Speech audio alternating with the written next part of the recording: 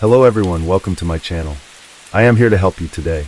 I know you use this video to fall asleep, so before that, like the video and subscribe to the channel.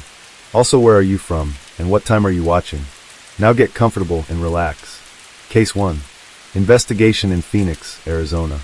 On Labor Day 1982, a father lost his daughter to an epileptic seizure, a tragedy no parent should ever face. But when he returned home, hoping to grieve in peace, he walked into something far worse. His wife and her 2 children had been brutally murdered. One loss was already unbearable, but this was a nightmare beyond imagination. Detectives scrambled for answers, chasing leads that led nowhere, desperately searching for a motive.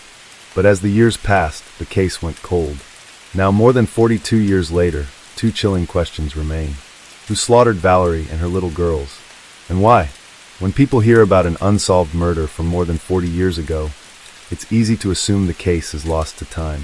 But time doesn't erase the pain, and it certainly doesn't erase the truth. With today's advancements in forensic technology and the power of public attention, we've seen cold cases cracked wide open, revealing shocking answers after decades of silence. The brutal stabbing of a young mother and her 2 little girls is one of those cases, a tragedy that still lingers in the shadows, waiting for justice. Someone out there knows what happened that night, and after all these years, the Pride family still deserves answers. But before Valerie's name was tied to one of Phoenix's most haunting murder cases, she was a young woman with big dreams and an unstoppable drive. Born on March 9, 1958, she grew up in Arizona with 5 brothers and 1 sister, shaping her into a strong and determined person.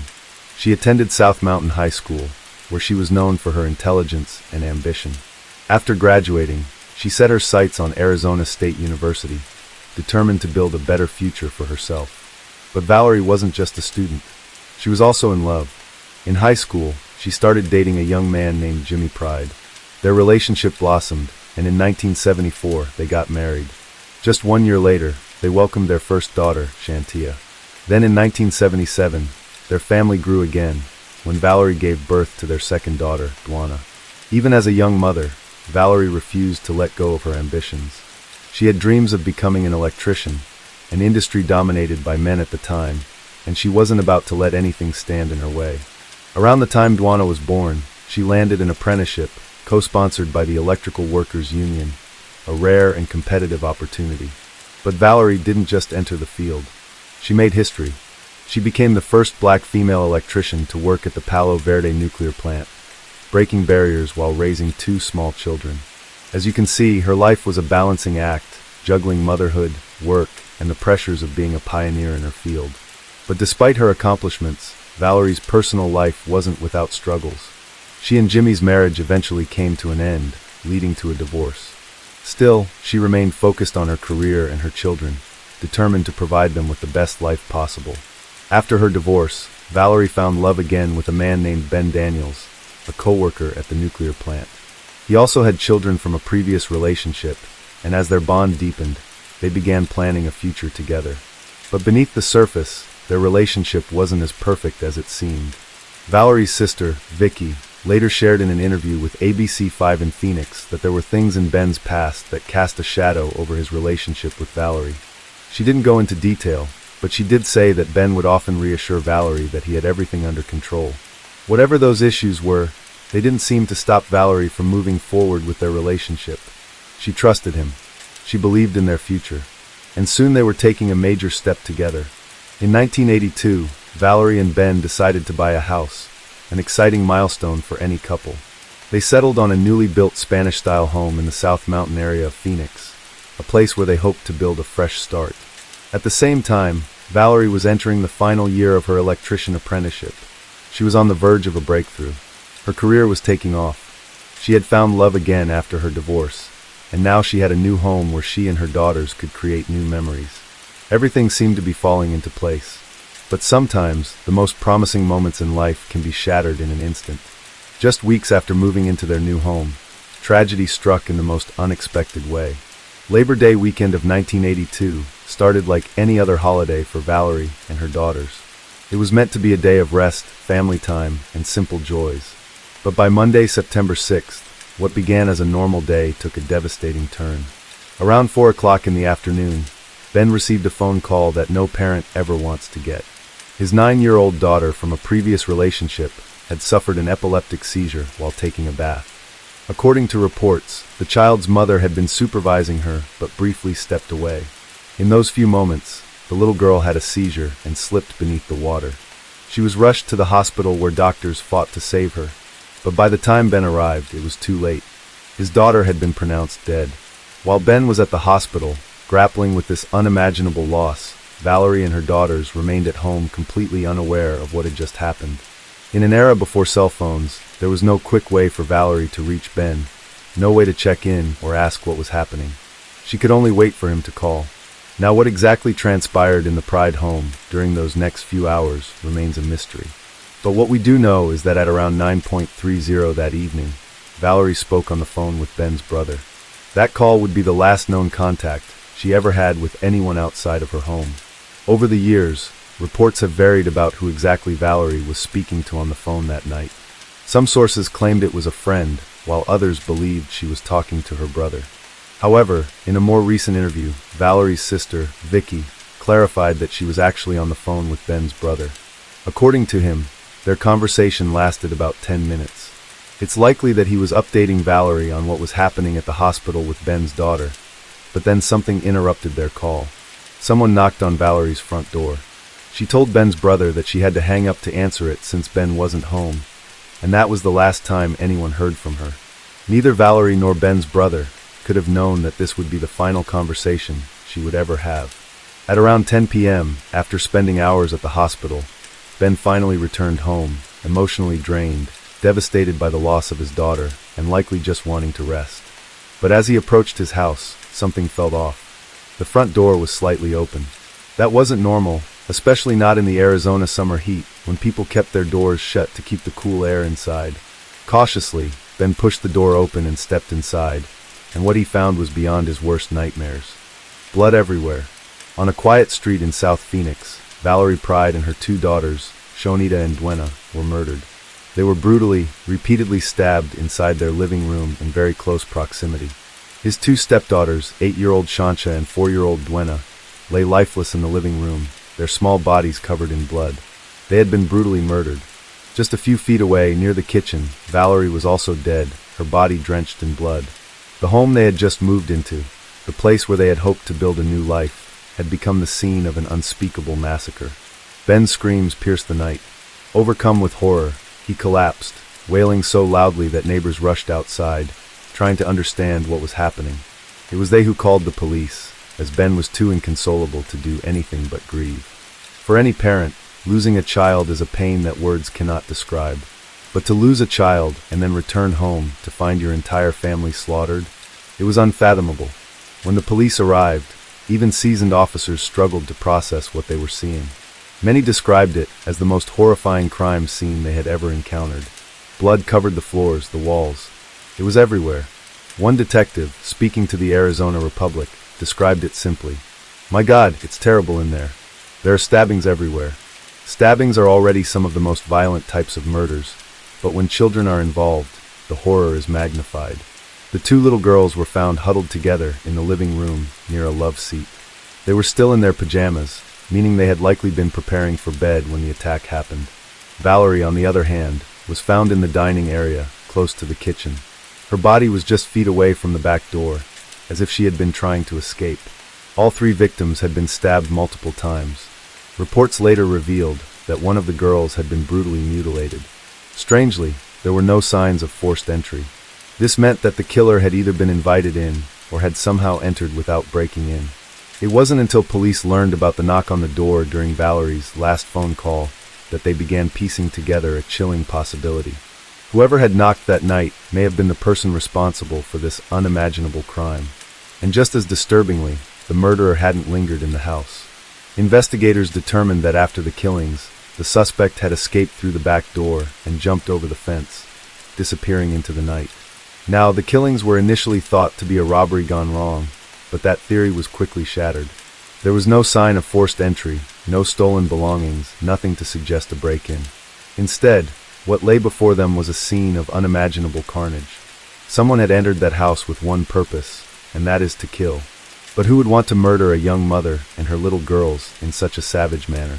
That was the question burning in the minds of investigators, and they knew time was not on their side. A killer was out there, and they had to find them before they struck again. That night, the neighborhood was silent, but someone had heard something. As police canvassed the area, one neighbor admitted to catching the sound of a heated argument coming from the Pride home around 9:45, but they had dismissed it as just another family dispute. When they peeked outside, they saw nothing, no stranger lurking, no commotion, nothing that screamed danger. And then an hour later, at around 11, Valerie's ex-husband, Jimmy Pride, arrived at the house. When officers broke the news that his daughters had been murdered, he collapsed on the pavement, his anguished screams ripping through the night just like Ben's. He was inconsolable, thrashing, sobbing uncontrollably. The pain was unbearable, and officers had to physically restrain him as he broke down. Now, as mentioned earlier, behind the house on the wooden fence was a bloody handprint.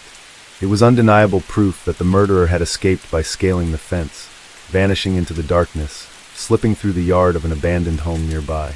But whose handprint was it? And what kind of monster was capable of such a savage act?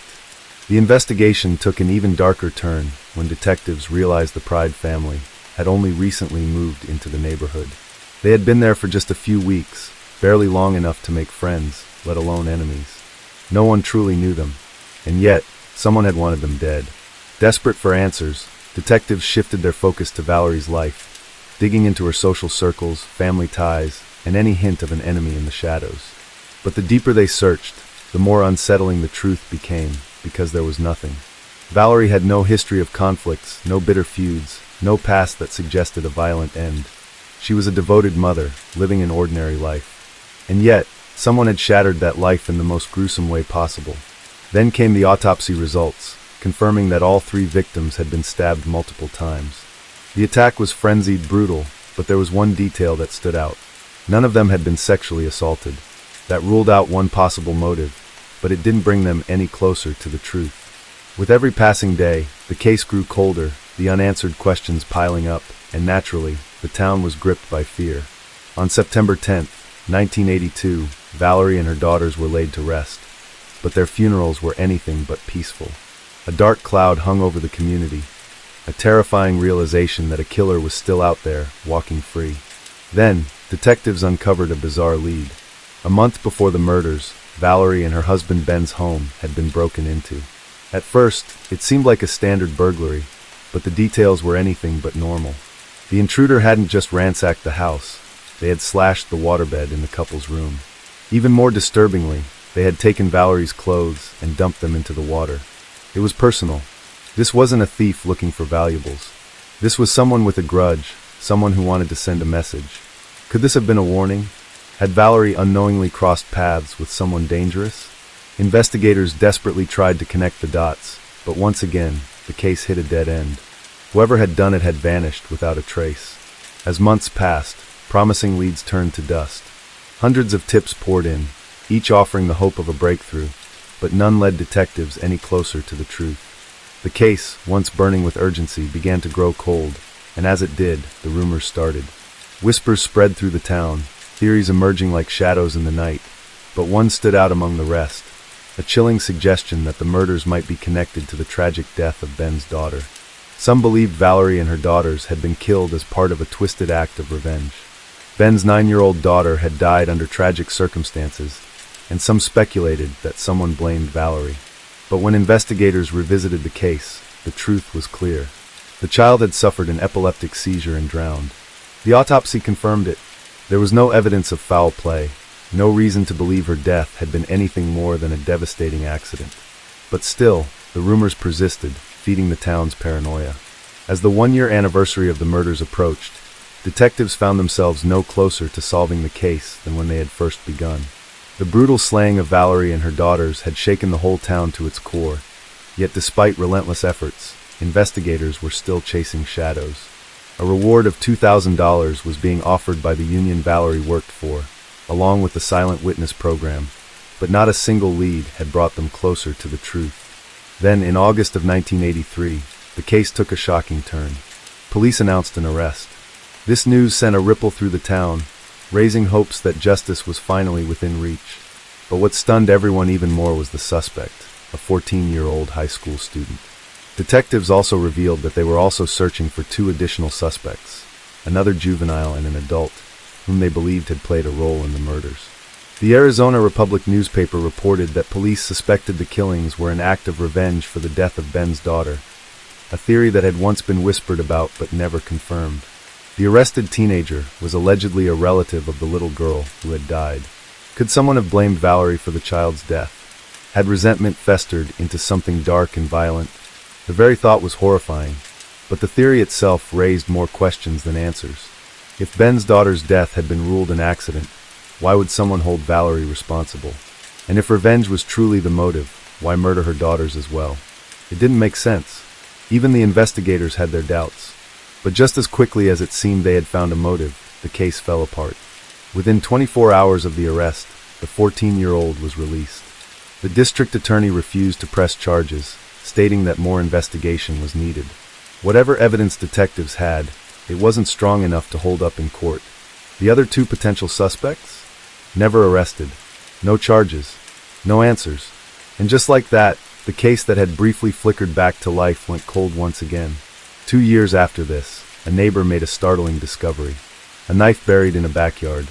It was eerily similar in size and shape to the one believed to have been used in the murders. Investigators wasted no time sending it to the crime lab, hoping this could finally be the break they needed. Maybe after all this time, they had found the murder weapon. But once again, hope turned to heartbreak. The knife was tested for DNA, but there was nothing, no trace of Valerie, Shantia, or Dwana. Another dead end. Another roadblock in a case that seemed destined to remain a mystery. As the years stretched into decades, detectives refused to let the case go cold. They combed through every shred of evidence, spoke to more than 1,000 people, and chased down every lead. Yet they still couldn't pinpoint the killer or their motive. By 2012, investigators admitted they had exhausted every avenue. They needed the public's help. Someone out there had to know something. They remained convinced that this was a deeply personal crime, that whoever had done this had entered the Pride family's home just to murder them. And now, more than 4 decades have passed. Since that horrific night, the mystery remains unsolved. The brutal murder of Valerie, Shantia, and Dwana still lingers like a ghost over the community, an open wound that refuses to heal. Investigators believe that someone close to Valerie holds the key to unlocking the truth. But how could a person capable of such savagery go on living as if nothing had happened? Did they feel guilt? Did they ever fear getting caught? Or had they convinced themselves they had gotten away with murder? In recent years, with advancements in forensic technology, detectives have begun re-examining evidence. DNA found at the crime scene has been submitted into the national database, raising the possibility that a breakthrough may still come. But even if the killer is eventually unmasked, no explanation will ever make sense. There is no justification for the slaughter of an innocent mother and her 2 young daughters. This crime was the very definition of senseless. Valerie, Shantia, and Dwana did not deserve what happened to them. And no matter how much time has passed, one thing remains certain. Anyone who could commit such an unspeakable act deserves to be brought to justice. Now, I want to hear your 2 cents on this. Case 2. Lakeville, Indiana, a tiny town with fewer than 900 people. Jeff and his family weren't ordinary folks in this town. They were well known and played a significant role in the community. But Jeff and his family didn't start their story there. Jeff, whose full name is Robert Jeffrey Pelly, was born on December 10, 1971, in Florence, Kentucky, to his parents Robert and Eva Pelly. As his name suggests, Jeff was named after his father. A few years later, Jeff became an older brother when the family welcomed a second child, a daughter named Jacques. In 1980, when Jeff was 9 years old, the Pelly family packed their bags and moved to Cape Coral, Florida. The reason for the move was a new job opportunity for Bob, Jeff's father, who had secured a position in computer programming at Landmark Bank. Now, Jeff and Jacques were raised in a religious household where going to church was a non-negotiable part of life. Bob, their father, was deeply committed to his faith and strict when it came to discipline. Crying wasn't allowed, as Bob believed it was a sign of weakness, a lesson he carried over from his own upbringing. However, the kids found comfort in their mother, Eva, who provided them with a space to show their emotions. But life took a heartbreaking turn in February 1985 when Eva passed away from skin cancer. She had refused treatment, and her health rapidly declined, eventually leaving her in a coma. For Jeff and Jacques, losing their mother was devastating, and their family's dynamic was forever changed. This was evident just a few months after Eva's death, when Bob met a 27-year-old woman named Dawn Huber. Dawn had also experienced loss, having recently lost her significant other. The two were introduced through Bob's cousin, Katie, who was also Dawn's best friend. Their connection was quick, and within 9 months of Eva's passing, Bob and Dawn married in a small church ceremony in Ohio. However, this union wasn't exactly a happy occasion for everyone. Jeff and Jacques weren't even invited to the wedding, although Dawn's 3 daughters, 5-year-old Jessica, 4-year-old Janelle, and 2-year-old Jolene, were present. By 1986, the newly blended family made a fresh start in the tiny town of Lakeville, Indiana. Bob believed he had been called to ministry and accepted a position at the Olive Branch United Brethren Church. This was no megachurch. It was a humble congregation of just 40 to 50 members. The job offered a modest salary of $1,300 a month, which, when adjusted for inflation, would be about $3,700 to $4,000 per month in today's money. What made the deal sweeter was the free housing, a parsonage provided by the church, situated conveniently right across the street. After moving, Jeff began attending La Ville Junior-Senior High School, where he quickly became well-liked by his peers. He also got a part-time job at McDonald's, further cementing his place in the community. Around this time, he started dating a girl named Darla, and from the outside, it seemed like life was finally settling down for the Pellys in their new town. However, just like any true crime story, life has also a way of taking a shocking turn when you least expect it. A few years later, something unimaginable happened that would forever change the Pelly family's story.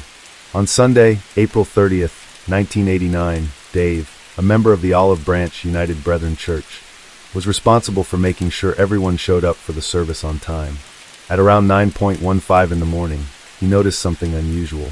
Pastor Bob and his family were nowhere to be found. Bob, who ran the church, was always there before 9. This was highly out of character for him. Around the same time, an 11-year-old girl named Stephanie, who was friends with the Pelly children, went over to the family's parsonage. This was a regular Sunday routine for her, but when she got to the back door of the garage, she was surprised to find it locked. Thinking something was odd, she tried the sliding glass door at the back, but that was locked too. Confused, Stephanie ran back to the church, thinking she had simply missed them. She told her father, Henry, about what happened, and together with Dave, they started wondering if the Pelly family might have just overslept. By 9:30, Dave asked a young church member to step in and lead the service while he tried to figure out where Pastor Bob was. He walked over to the Pelly's parsonage and knocked on both the front and back doors, but there was no answer. All the blinds were drawn and the curtains were shut tight, leaving Dave unable to see anything inside. Feeling uneasy, he returned to the church and sat in the back row, but something didn't sit right with him. Minutes later, he and another church member decided to try a spare key to gain access to the house. Unfortunately, the key didn't fit. Just then, Lydia Easterday, another church member, saw them struggling and offered them another key, one belonging to her husband, a staff member of the church. Dave tried the back door first, but it didn't work. He then moved to the front door, and to his relief, the key turned, and what he saw in that hallway would haunt him forever. The first thing he noticed was Bob's eyeglasses lying on the carpet. As he stepped closer to the glasses, he looked to his left and froze. There on the floor was Bob, face down in a pool of blood. Panic set in. Dave rushed to the back door, letting the other church members inside. He told them to call 911 immediately. As he continued to survey the house, he spotted the stairs leading down to the basement. He peered down and saw 2 small feet, clad in white socks. His heart sank. He knew it was one of the children. The dim lighting made it hard to see, but the unmistakable feeling of dread overtook him. Soon, paramedics arrived. Dave quickly told them not to touch anything, as he suspected a murder had taken place. They turned on the light, and the scene would soon reveal a chilling truth. The Sunday after prom night in April 1989, parishioners with Lakeville's Olive Branch Church found their minister and his family dead on the floor of the church parsonage. Reverend Robert Pelly was found with 2 bullet holes in his body. His wife Dawn was found entwined with the bodies of her 2 young daughters, Janelle, 8, and Jolene, 6. This tragedy was truly horrific, and as you might recall, there were 7 members of the Pelly family, so with 4 of them found dead, the search for the remaining 3 children was on. It turns out, though, that 3 of the children weren't even home that morning. Jessica, the 9-year-old daughter of Dawn, had spent the night at a friend's house. When her friend's mother drove her back to the parsonage that morning, they arrived to see yellow caution tape surrounding their home. Jessica immediately sensed something was terribly wrong, and her worst fears were confirmed when she learned what had happened to her family. But there was still the question of where Pastor Bob's other 2 children were. Jacques, aged 14, was about an hour and a half away at Huntington College, visiting friends from a church camp. The situation surrounding Jacques' return was strange. A bishop from their church came to pick her up, but he didn't tell her anything about the tragedy that had just unfolded at home. Jacques was completely blindsided when she arrived home and learned of the devastating news. Jeff, the 17-year-old son of Pastor Bob, was also nowhere to be found. Detectives later learned he had been at Six Flags Great America, a theme park in Gurnee, Illinois. They pieced this together from Jessica, who mentioned it during the investigation. Now, tracking Jeff down wasn't as difficult as it seemed, though. He and his girlfriend Darla, along with a group of friends, had spent the day at the park. While standing in line for a ride, Jeff started to feel something wasn't quite right. It was a nagging sensation, one that he couldn't explain, but he couldn't shake it. He turned to Darla and confided in her, saying he thought something bad had happened, though he couldn't quite put his finger on it. Darla tried to dismiss his concerns, but Jeff's uneasy feeling only grew stronger. Before long, the police arrived at Six Flags, and they separated Jeff and Darla from their friends. They began to interview everyone about Jeff's whereabouts the night before, trying to piece together his movements. Jeff was interrogated right after this with his grandparents, and there's actually a clip of him being questioned. Was there anybody in the family you really didn't get along with? How about your stepmother? We didn't get along real well. I mean, we talked hi-bye type thing, but we never really talked to each other or anything. I mean, I didn't hate her or anything, but we tolerated each other. And how about your stepsisters? Which ones? All 3 of them? What about them? Did you get along with them? Oh, I get along with the girls great. I just love the girls. Did you and your dad get in any arguments Saturday? No, we had a real good day Saturday. We got along real well. What do you mean you and your dad had a real good day?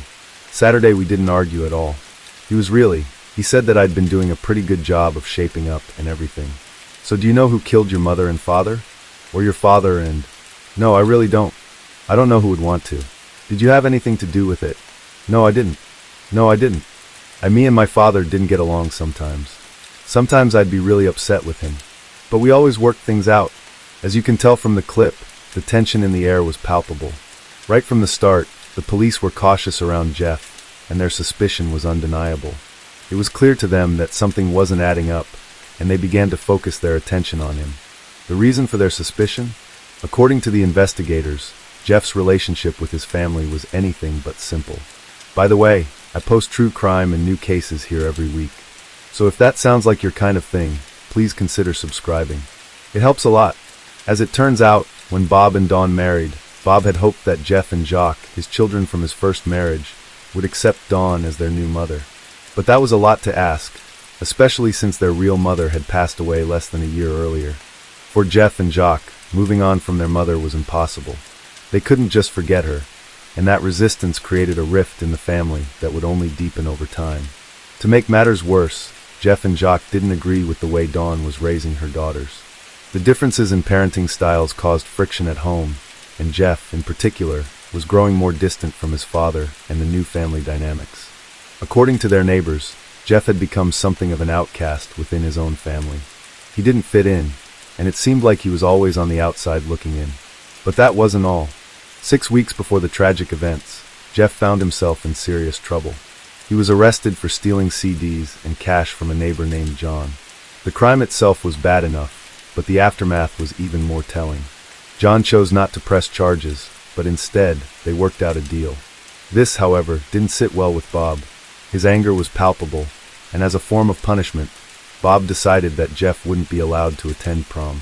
That was a big deal for a 17-year-old, and it was a blow to Jeff's social life. Bob didn't stop there. He openly shared Jeff's behavior problems with others at church, further isolating Jeff from the rest of the community. It was clear that Bob was frustrated with his son, and this tension only seemed to escalate.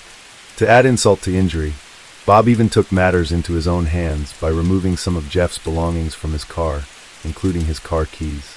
The car in question was a 1984 silver Ford Mustang, a flashy, attention-grabbing vehicle that was hard to miss. By taking the keys, Bob essentially grounded Jeff, restricting his freedom even more. With all these factors at play, the police's suspicion of Jeff only grew stronger. They couldn't help but wonder if his frustration and anger had led him to do something unforgivable. And after that tense interview, they began to focus their attention entirely on him, trying to find any clue that would tie him to the crime. But here's where things start to get tricky. There are a lot of discrepancies and oddities in this case that really make you question whether Jeff was actually involved. Let's start with the first major contradiction. Jeff wasn't originally allowed to attend prom, a decision Bob had made as punishment for his previous transgressions. But then, surprisingly, Bob had a change of heart and allowed Jeff to go. According to both Jeff and his sister, Jock, Bob could be harsh when doling out punishments. However, once Bob had cooled down, he would often reduce the severity of his punishments, and this instance was no different. Jeff's prom night was not a typical rebellious teenager's outing, though, and that's where things began to get murky. At the crime scene, detectives discovered some curious items. Among the usual evidence, things like carpet fibers, walls, and bullet fragments, was something far more intriguing.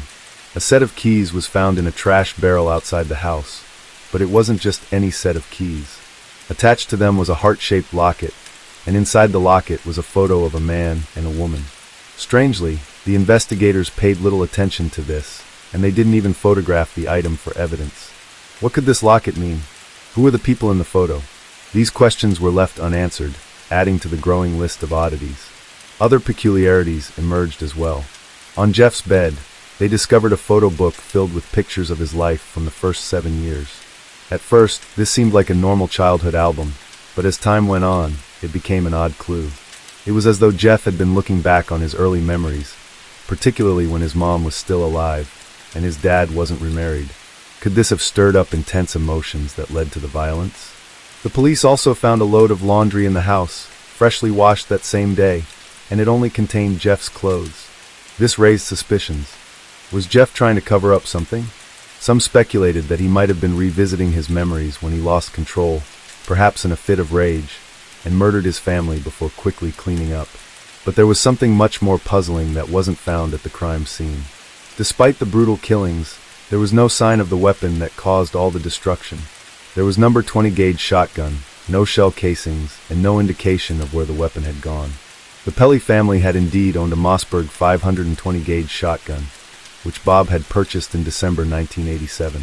Bob traded a .44 caliber handgun and $90 to acquire the gun, which he had planned to give Jeff as a Christmas gift.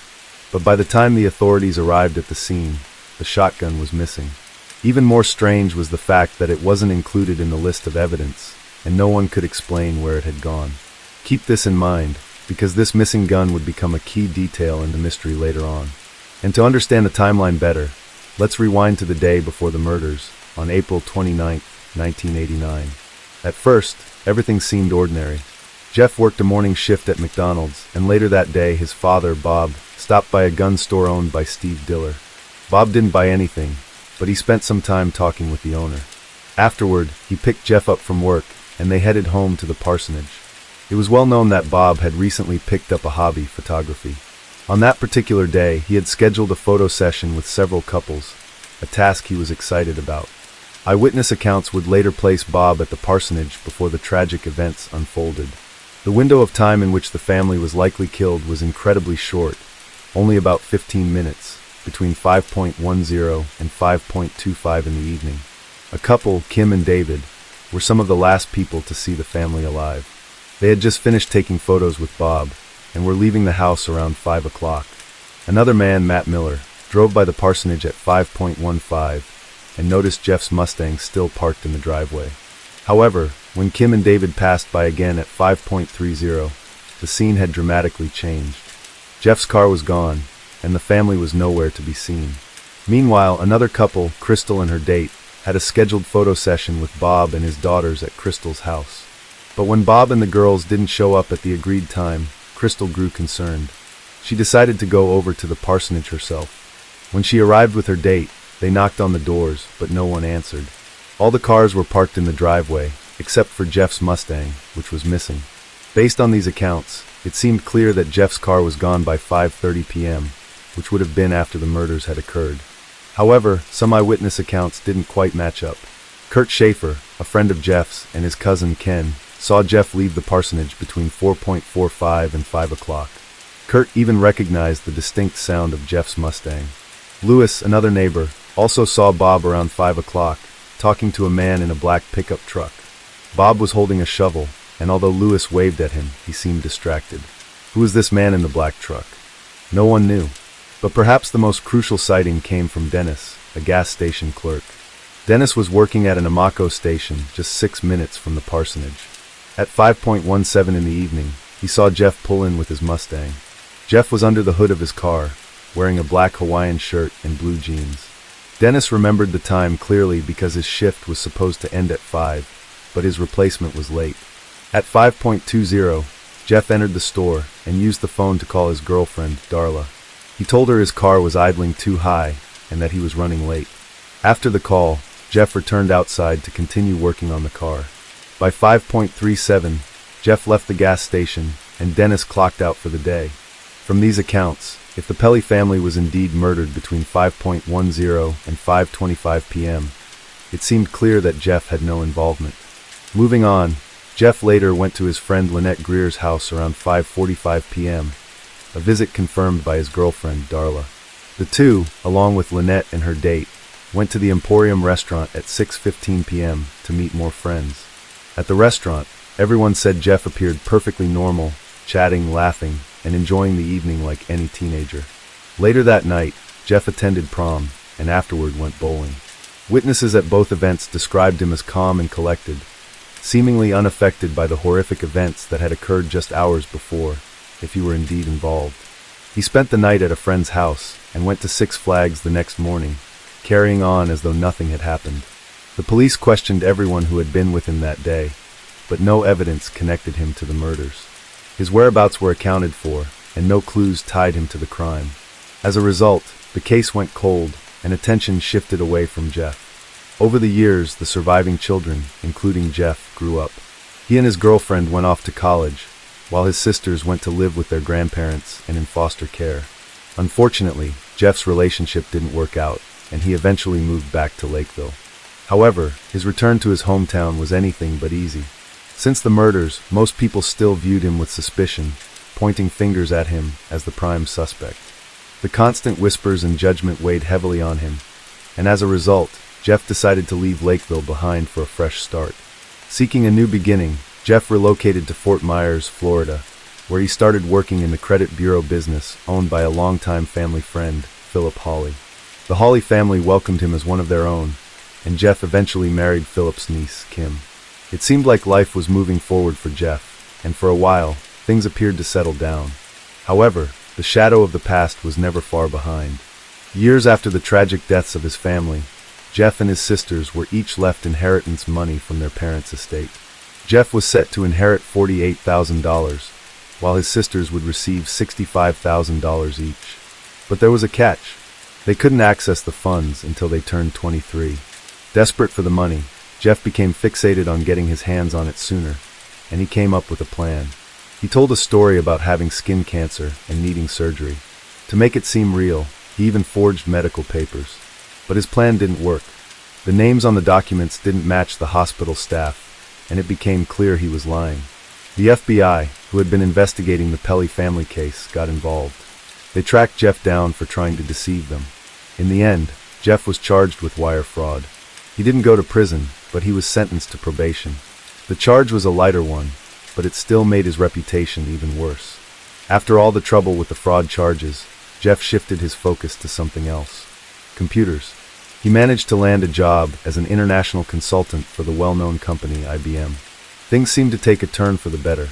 He and his wife Kim had a son and moved to Dade City, Florida. They bought a beautiful house that was worth around $500,000.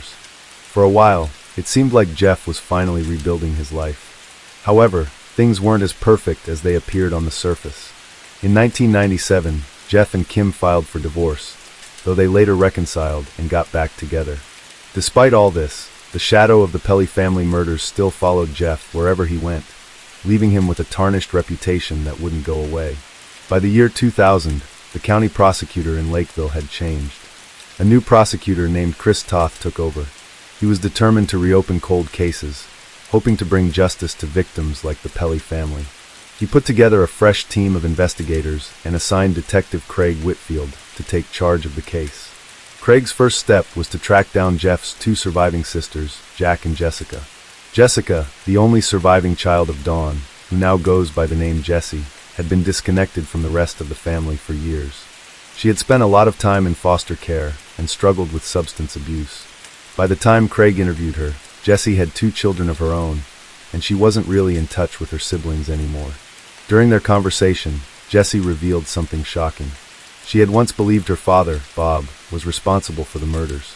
But as she got older, she found out that Jeff was actually being looked at as the prime suspect. Jessie remembered an unsettling conversation she had with Jeff when she was just 15 years old, 6 years after the murders. Jeff invited her to visit him and his new wife in Florida, and while she was there, he asked her, "Who do you think did it?" Jessie, still thinking it was their father, replied, "Your dad." To her surprise, Jeff simply said, "Okay." At the time, Jessie didn't think much of it, but looking back, she realized that Jeff might have asked that question because he was worried she might suspect him. After that, Craig interviewed Jack, but she came with a lawyer by her side, worried that her words might be twisted or misinterpreted. Jack was becoming more convinced that Jeff was the only possible suspect. The detectives were desperate to find solid proof to link him to the murders, so they started focusing on the laundry found at the crime scene. According to Craig Whitfield, the lead investigator on the case, he explained that a dark and pink striped shirt, a pair of blue jeans, and 2 white socks were found packed inside an Anna's Finer Foods bag.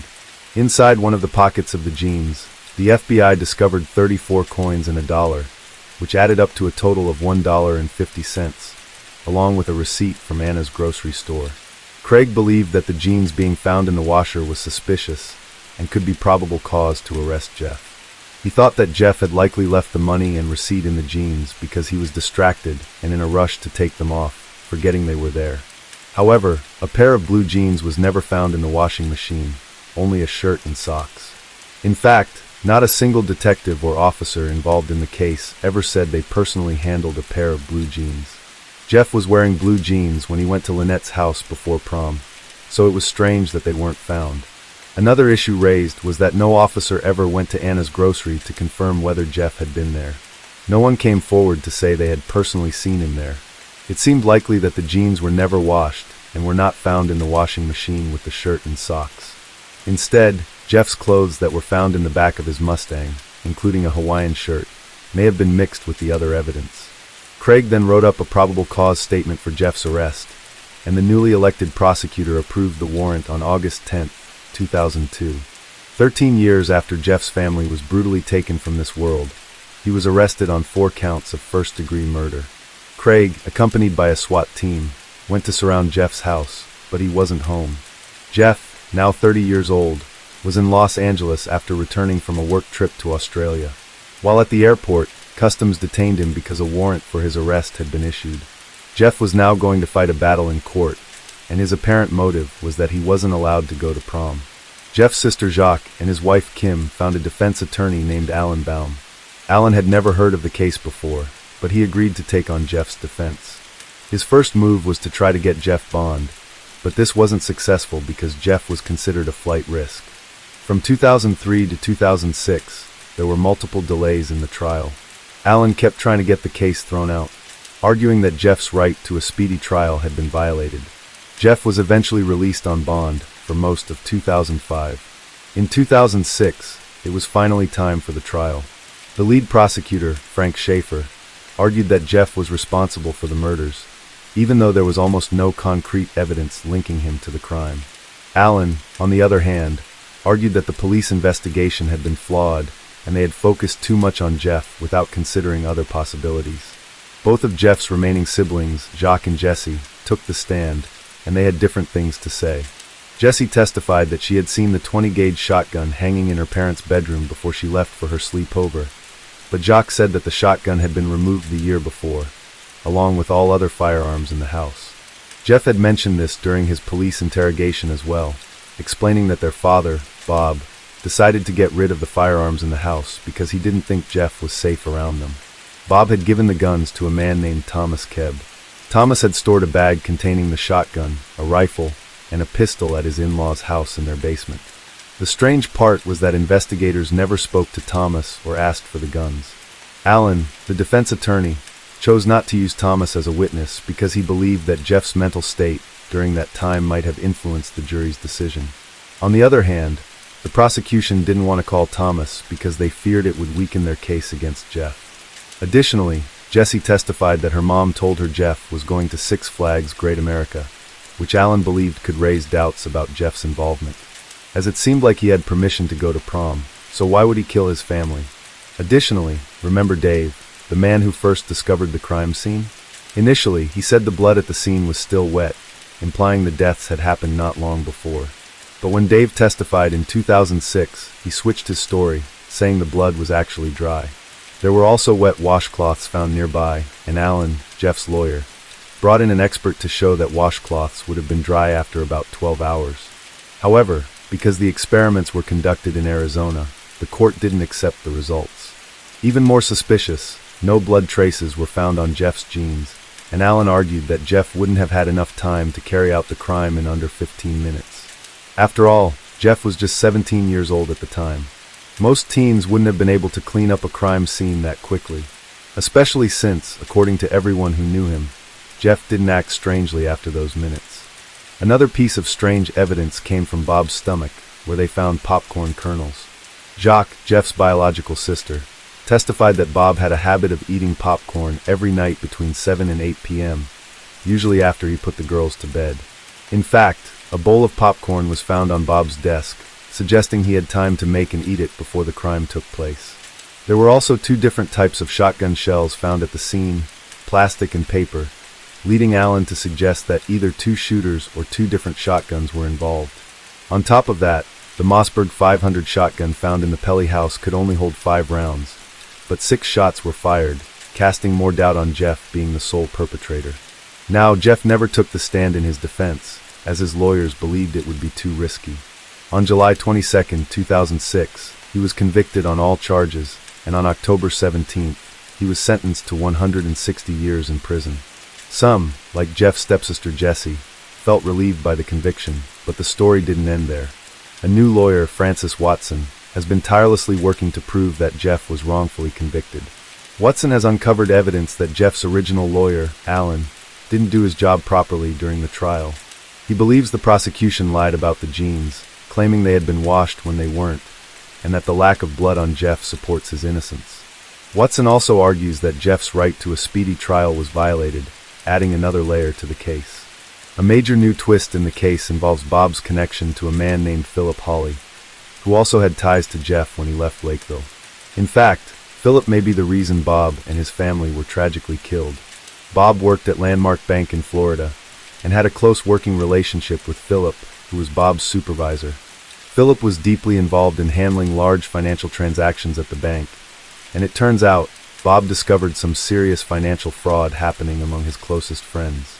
This revelation left Bob terrified for his life. Pastor Michael Ross testified that Bob sought him out for advice about his fears, telling him he was worried for the safety of his family. Jacques Pelly, Bob's daughter, also remembered how her father's paranoia grew during this time. Things took a strange turn when a woman named Toni Beeler, who worked at United Church Directories, came forward. She reported that Bob had confided in her, expressing fears that people were after him. Sadly, this crucial testimony was never shared in the trial, because incredibly, the recordings of her interview with investigators were mysteriously lost. Adding to the intrigue, a man named Eric Dawson, who was connected to the same bank in financial dealings, was murdered in a manner very similar to Bob's. Eric had become friends with Philip Hawley, and after his disappearance, it was discovered that Philip had forged documents and engaged in various fraudulent activities, including misrepresenting financial transactions. Eric's body was found months after his disappearance, and authorities eventually uncovered a complex web of financial crimes tied to Philip and his family. Despite an extensive investigation, Philip was only convicted of forgery and theft, while his family members received little to no punishment. Even more suspicious, was the fact that Philip Hawley was the beneficiary of a life insurance policy linked to a man named Harry Stewart, who was later exposed as a non-existent person. Bob Pelly had worked with Philip during this time, which raises serious questions about why Phil would have been the beneficiary of such a policy. This case is filled with many unanswered questions. Why were the guns never found? Why was Jeff not allowed to testify in his own defense? Could there have been multiple people involved in the crime? And why are there inconsistencies in the evidence, such as the claims about the washed jeans and missing shotguns? The new lawyer working on Jeff's case has uncovered significant flaws in the original investigation, suggesting that Jeff might have been wrongfully convicted. In 2024, despite all this new evidence and a push for a new trial, Jeff was denied for the fourth time. St. Joseph County Judge Stephanie Steele ruled that Jeff did not meet the burden of proof needed for a new trial. The judge has denied Jeff Pelly's petition for a retrial. Pelly was convicted of killing his father, stepmother, and 2 stepsisters in Lakeville in 1989, so he could attend crime-related activities. A 3-day hearing was held in March of 2022 to give Pelly's legal team a chance to present new evidence in the case. When you think about it, if Jeff really were the killer, he would have to be one seriously skilled assassin. Imagine the level of expertise required for a 17-year-old boy to take out 2 adults and 2 children, clean up, and still have time to act like nothing happened, all within 15 minutes. And to top it off, he went to prom that evening, laughing and having fun with friends. The next morning, he was back at the park, still laughing. In the next few minutes, the judge was going to give him Pelly was going to be sentenced. Jeff was going to go to prom. He was going to do an interview, and he was going to ask relationship with 23-year-old Jeremy Steinke, a man with a troubled past and dark obsessions. This is the story of how a rebellion can go deadly wrong, of manipulation that can be spun out of control, lives tragically cut short. Most chillingly, it reminds us how easily the darkness in human nature comes to the fore, and how superficially ordinary the lives can look while they host turmoil beyond our imagination. Together, they hatched a plan, one that will leave an entire family dead and a community reeling with sadness and horror. What would make a teenage girl and her far older boyfriend commit such a heinous crime? How can love, or what they perceived as love, become so derailed to cause destruction? In this tragic case, we will examine what led up to the murders, what came afterward, and the questions that still linger for those who remember the Richardson family. Medicine Hat, Alberta was a quiet town where neighbors waved to one another, kids rode bikes, and weekends were marked by block parties and backyard barbecues. It was the kind of place where nothing ever seemed to go wrong until 2006, when a crime so horrifying it shook the entire nation and changed everything. The Richardson family looked to be the very portrait of a typical suburban family. In Medicine Hat, Alberta, the Richardson family made it known to their community as a very affectionate and close family. Mark Richardson worked for the oil industry. His occupation was a tough one where he used his due diligence to perform his job and make a comfortable living for his family. He was as dedicated to his job as he was to his family. His wife, Deborah Richardson, was a stay-at-home mom. Her warm and amiable nature made her very popular with the neighbors and friends. She was actively involved in the lives of her 2 kids, volunteering at their school and making sure all their needs were well taken care of. The couple's 2 children brought different dynamics into the home. Jacob is the youngest at 8 years old, and what a real bubbly and carefree boy he was. He loves to play with friends, is fond of drawing, and spends hours glued to his favorite cartoons. His innocence combines with such fresh energy that it makes the home of the Richardson family laugh and lighten up with joy. Jacob is the type of little boy who can brighten up any room with smiles. The family had a 12-year-old daughter named Jasmine, who was at another stage of life trying to negotiate the conflicts of adolescence. Like many preteens, she was trying to work out her identity and quest for independence. Jasmine was always bright and inquisitive. However, with her increasing attraction to goth subculture, changes in her were becoming more marked. She was gradually becoming more withdrawn and belligerent, testing boundaries with her parents. Her interest in dark clothing, alternative music, and edgy online communities began to concern Mark and Deborah. At first, they dismissed it as a phase, the normal emanation of some rebellion in a teenager. But Jasmine's increasingly pugnacious personality and mood swings since then had suggested to them that more than mere acting out was going on. Though they were concerned by the changes in Jasmine's behavior, the Richardsons were and would remain a close family. With Mark and Deborah working hard to provide a stable and nurturing environment for their children, They felt that patience and understanding would eventually guide Jasmine back onto a positive path. They set boundaries while trying to encourage open communication to bridge the gap that they, as a family, seemed to be forming from their daughter. To outsiders, the Richardson family looked like a perfect family, a model of suburban harmony. Their house was filled with laughter and warmth, along with the normal ups and downs of family life. But beneath the surface, tensions were quietly building. Jasmine's independence and acts of defiance caused her to clash with her parents and create a fracture that would ultimately have tragic consequences. The cheerful presence of Jacob only compounded the innocence of what was to come next. His playful spirit and close bond with his family made the Richardson tragedy even more devastating. And how this ostensibly ordinary family story would go on to reveal, in a fashion nobody could think of, stun a community and leave the nation in reeling shock at a truth that hardly seemed believable. This is the life of Jasmine Richardson, which took a dark turn when she met Jeremy Steinke, a 23-year-old man who, like her, was into the goth subculture. The two had met through mutual acquaintances and over online forums dedicated to their shared interests.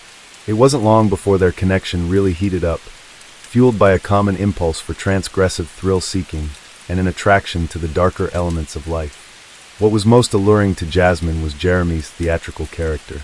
His thick black eyeliner and wardrobe full of black, along with his weird assertion of being a 300-year-old werewolf, made him so mysterious and therefore greatly magnetic for her. Jeremy came from a troubled background marked by abandonment and relentless bullying. These early experiences shaped his rebellious persona, one that glorified darkness and defied societal norms. To Jasmine, he was mysterious and exciting, a stark contrast to her structured suburban life.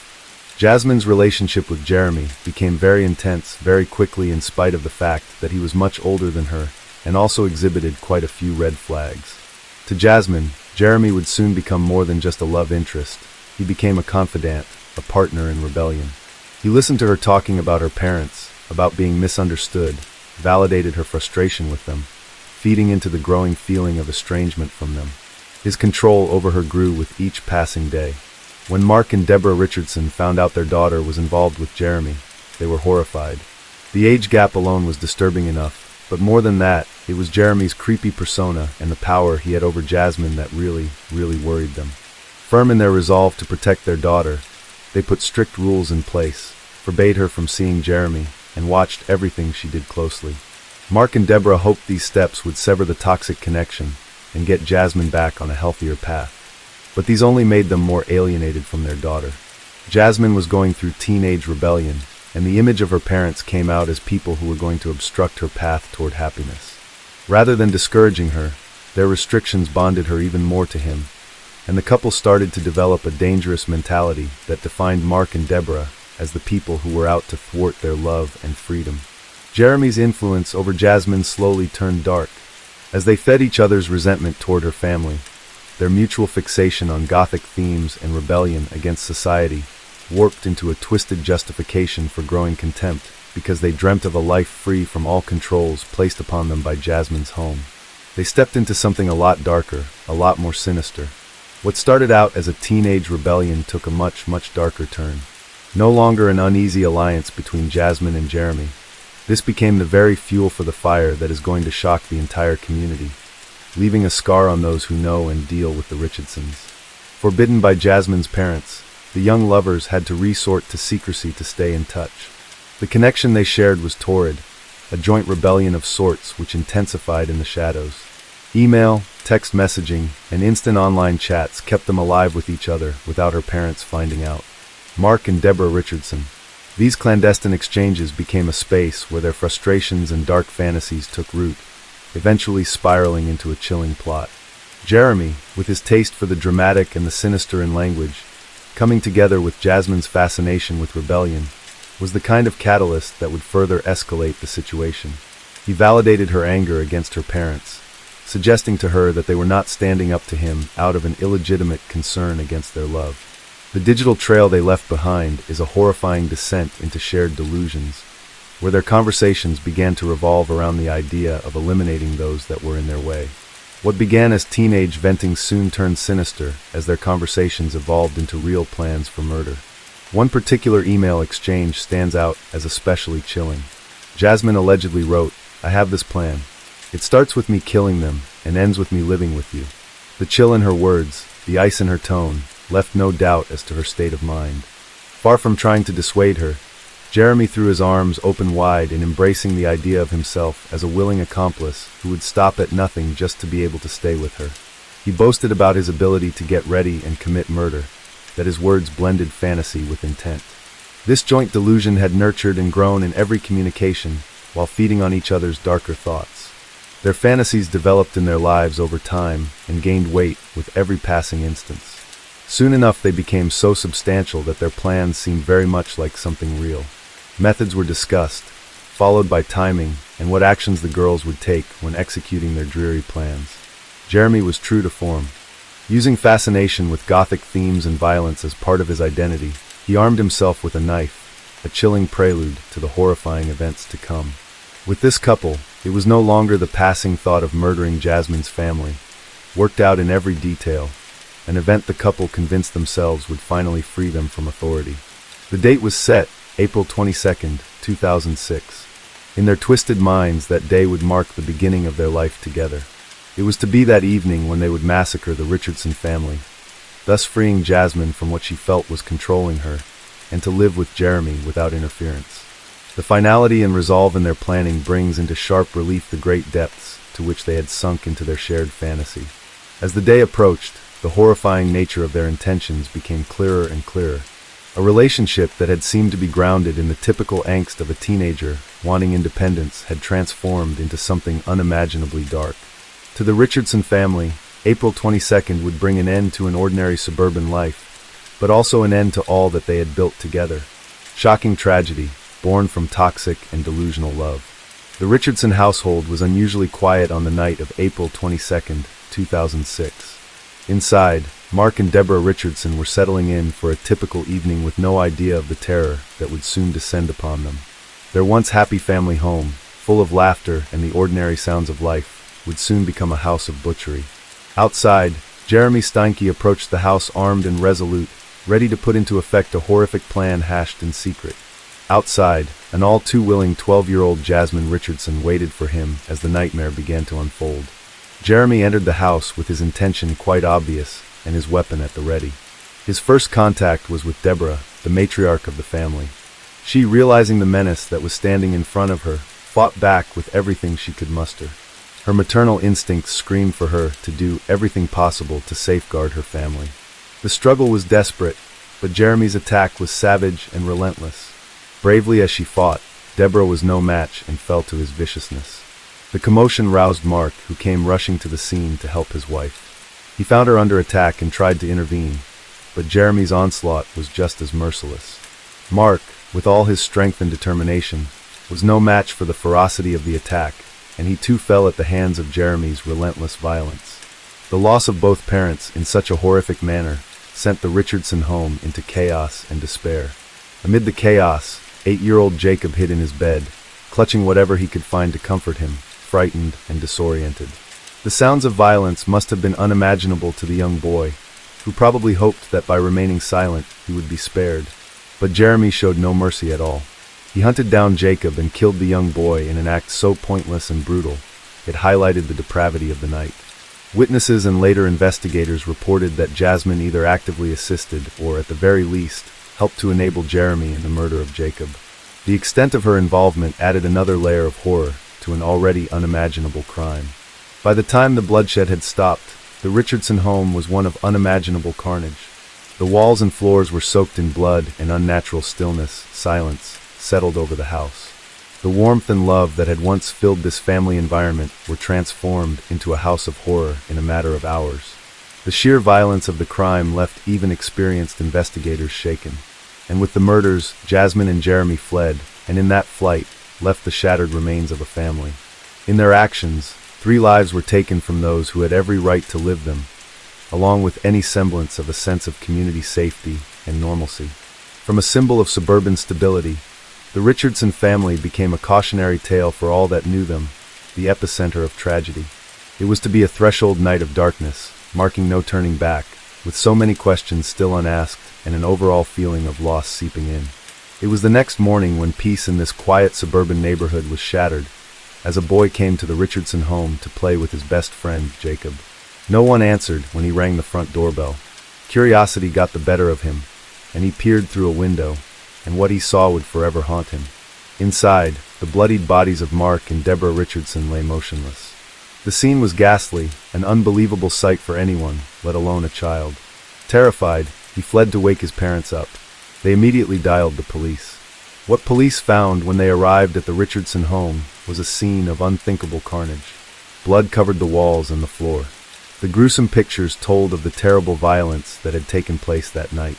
As the officers further entered the house, they found Mark and Deborah's dead bodies in the living room, and an 8-year-old boy, Jacob, was found dead on the floor in his bedroom. The brutality of the crime left even veteran officers shaken. Initially, the fact that 12-year-old Jasmine was missing led to fears of abduction.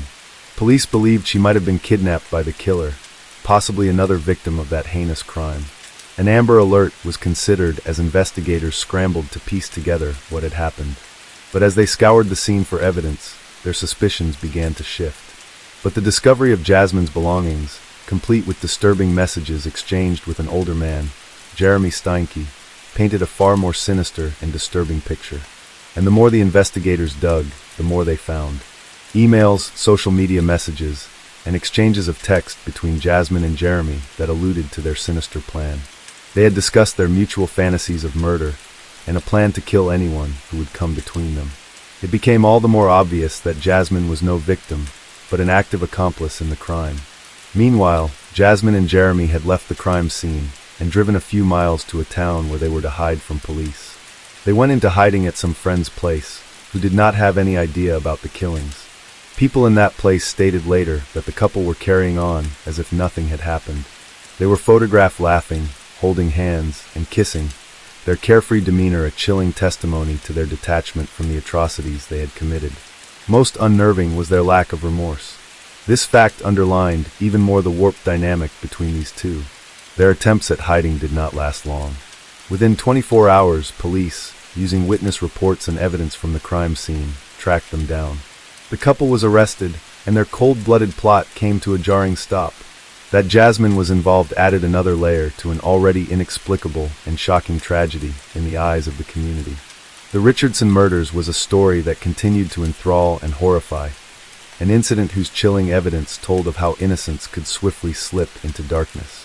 The trial following the gruesome murders of Jasmine's family members made national headlines. Being one of the most disturbing criminal cases in recent decades, it touched off debate after debate over the nature of youth involvement in violent crimes and the responsibilities of adults in influencing minors. Jasmine, only 12 years of age at the time of the murders, was tried under the Youth Criminal Justice Act. This law entitles her, because of age, to particular protections. Nonetheless, she was put on trial just like any adult for her actions in a court of law. Because Jeremy was aged 23 years, he too was tried as an adult. The full weight of the law bore down upon him.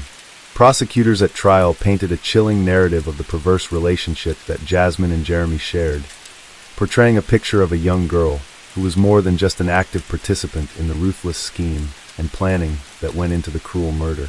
The prosecution described how Jeremy had coldly manipulated Jasmine, using his control over her to get her to go along with the murders of her own family members. They said that though young, Jasmine was well aware of the seriousness of her acts and bore equal responsibility for the murders. The killings had been harrowing in their details, and prosecutors insisted that this was a case of premeditated murder, not some spontaneous act of violence. In contrast, the defense team endeavored to emphasize the vulnerability of Jasmine at 12 years of age, and argued that she was easily influenceable by an older, more experienced individual like Jeremy. They claimed that Jasmine had been brainwashed and forced to commit the murders. Therefore, she was not actually aware of what she was doing, or fully realizing the gravity of the actions she had committed. The defense depicted Jeremy as a manipulative individual who had exploited the naivety and emotional immaturity of Jasmine to use her trust for his own evil deeds. They urged the court to take her age, and the very real likelihood that she had been led astray into account, being incapable of making decisions for herself. As the trial developed, so did the evidence against both defendants. Testimony from witnesses, forensic evidence, and a deep look into the relationship between the couple painted a picture of a pattern of manipulation and control by Jeremy. The defense of brainwashing wasn't enough to convince the jury that Jasmine's participation in the murders was more than just being under the influence of another. She had been an active participant in the planning, execution, and aftermath of the killings, leaving no doubt that she was criminally responsible. Finally, the court gave its verdict. Jasmine was pronounced guilty on 3 counts of first-degree murder. While her youthfulness had to be taken into consideration during the sentencing, her actions were, by far, too severe in nature for her to be let off with an easy sentence. So she was sentenced to the maximum penalty possible for a juvenile, 10 years in a youth detention facility, including 4 years spent in a psychiatric facility and 4 years under conditional supervision. Meanwhile, Jeremy got the toughest possible sentence, 3 consecutive life sentences without chance of parole for 25 years. The sentence was reflective of the heinous nature of the crimes, but in many ways, the fact that Jeremy was central to all of this, bringing the other 2 into it through his manipulative ways. When she was released in 2016, Jasmine was given complete anonymity to protect her privacy and to help her adjust to life outside the institution. She has, under a new identity, reportedly started afresh, away from the glare of the public eye that had followed her case for years. Her release marked the end of a legal odyssey that had drawn widespread national attention and stirred a wide debate. To many, her case is one of rehabilitation and redemption, a paean to the possibility of reform by young offenders in appropriate circumstances. Her supporters point out that she did serve her full sentence, time in a psychiatric facility, plus completing all requirements for conditional supervision without incident. To them, she is a case study in how the justice system can give second chances, more so for the young who might have been coaxed or otherwise induced into committing acts that are heinous. Others will, however, not agree with this. To the critics, giving Jasmine a new identity and a second chance at leading a normal life does not quite balance the enormity of her crimes. They wonder whether justice was ever really served for the family whose members' lives she violently snuffed out. Her anonymity felt like insulation from accountability, and critics thought it set bad precedents, undermining the seriousness of what she had done. It gives evidence to a deeper debate over the young and justice, that is, chances for rehabilitation, how to strike a balance in considering on one end the shielding of vulnerable offenders and, on the other end, justice for the victims. Often cited as an example, her case is almost always hotly debated in the debate over the morality and utility of sentencing minors for violent crimes. While this may be Jeremy's story, he himself remains in prison, serving the brunt of his sentence, 3 life sentences with no chance of parole for 25 years. Jeremy's case differs from Jasmine's in one major respect. His identity has never been concealed, and so he often figures as the aggressor in these tragic events. His part in the crime has often been examined to explain a kind of relationship that seems to deteriorate into an inexplicable downward spiral. The influences of Jeremy upon Jasmine, his background, his motives, had been a subject of psychological studies and media analysis. His story will always serve to remind one, to give an example of the worst that unbridled manipulation and dysfunctional dynamics can unleash when allowed to culminate in unbelievable acts of violence. To many, Jeremy epitomizes the dark side of relationships, in which control and manipulation supplant trust and respect. His ongoing incarceration to some serves as a form of protection from doing harm to others. But his case does bring up questions as to how much more could have been helped by mental health intervention, and what the responsibilities of society are in trying to halt these kinds of behaviors before they grow into tragedy. In a nutshell, the case of Jasmine and Jerry continued to echo and served as a social research into the crime, justice, and problem of human behavior. Their case went on to show the complexity in criminal justice, especially for minors. How shocking it was to remind them of the far-reaching consequences of violence and toxic relationships. The Richardson family murders are the icy reminder of how a life that appears quite normal can plunge so quickly and unexpectedly into tragedy, too terrible to be imagined. This case, extremely disturbing, places us face to face with questions that are not easy to deal with, pointing to the dark side of love, manipulation, and human relationships' thin veneer. It flags how dangerous toxic dynamics can spiral into catastrophic consequences, even within a family that appeared on the surface to be loving and stable. The case of Jasmine Richardson and Jeremy Steinke shook the very foundation of the small community of Medicine Hat, Alberta, and was felt far and wide even today. What really set this case apart, however, was the especially heinous nature of the murders and the extreme youth of those involved. Jasmine was but a 12-year-old girl at the time. Few cases in the history of Canadian true crime have had such a significant impact. It exposed vulnerabilities of youth to manipulation, while also touching on very difficult questions of culpability, rehabilitation, and justice. To the people of Medicine Hat, the murders are more than a sad chapter in their history. They're a ghostly reminder of how fragile trust can be, and how devastating the consequences can be once that trust is broken. The case, even years later, still sparks an outrage reaching far beyond the town's borders, drawing in and unsettling all who hear about it. The Richardson family murders highlight the complexities of human behavior and the far-reaching impact of violence on individuals, families, and communities. The Richardson family murders are a case in point as to the very many intricacies of human behaviors and just how far, in what measure, violence may ripple through individual persons, families, and communities. It was bad for Bill and Nancy to have to die the way they did. But for a 7-year-old girl to die that way, to be wrapped with plastic, to be wrapped with duct tape, to have a 60-pound rock strapped to her body and thrown into a lake, there was no excuse. Killing an entire family is already a horrifying act, but to torture a child while her parents helplessly watched, that's pure evil beyond anything words can capture. This became the burning drive for the whole Pope County Sheriff's Office in Arkansas back in 1996. What started as an unthinkable, brutal crime would soon pull back the curtain on an even darker web of secrets, all tied to one terrifying thing: white supremacy.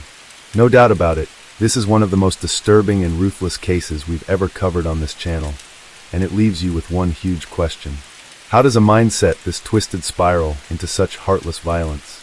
Now, before we try to answer that, let's take a closer look at the victims, the Muller family. For starters, the Mullers weren't just any ordinary family. They were gun enthusiasts, a lifestyle that defined much of their world. The father, William Muller, wasn't just a passionate collector. He was a federal firearms licensee, meaning he was a licensed gun dealer.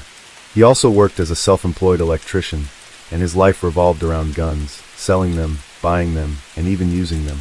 He was married to Nancy, and together they raised their 8-year-old daughter, Sarah, their only child. They loved her with all their hearts, and she was the center of their world.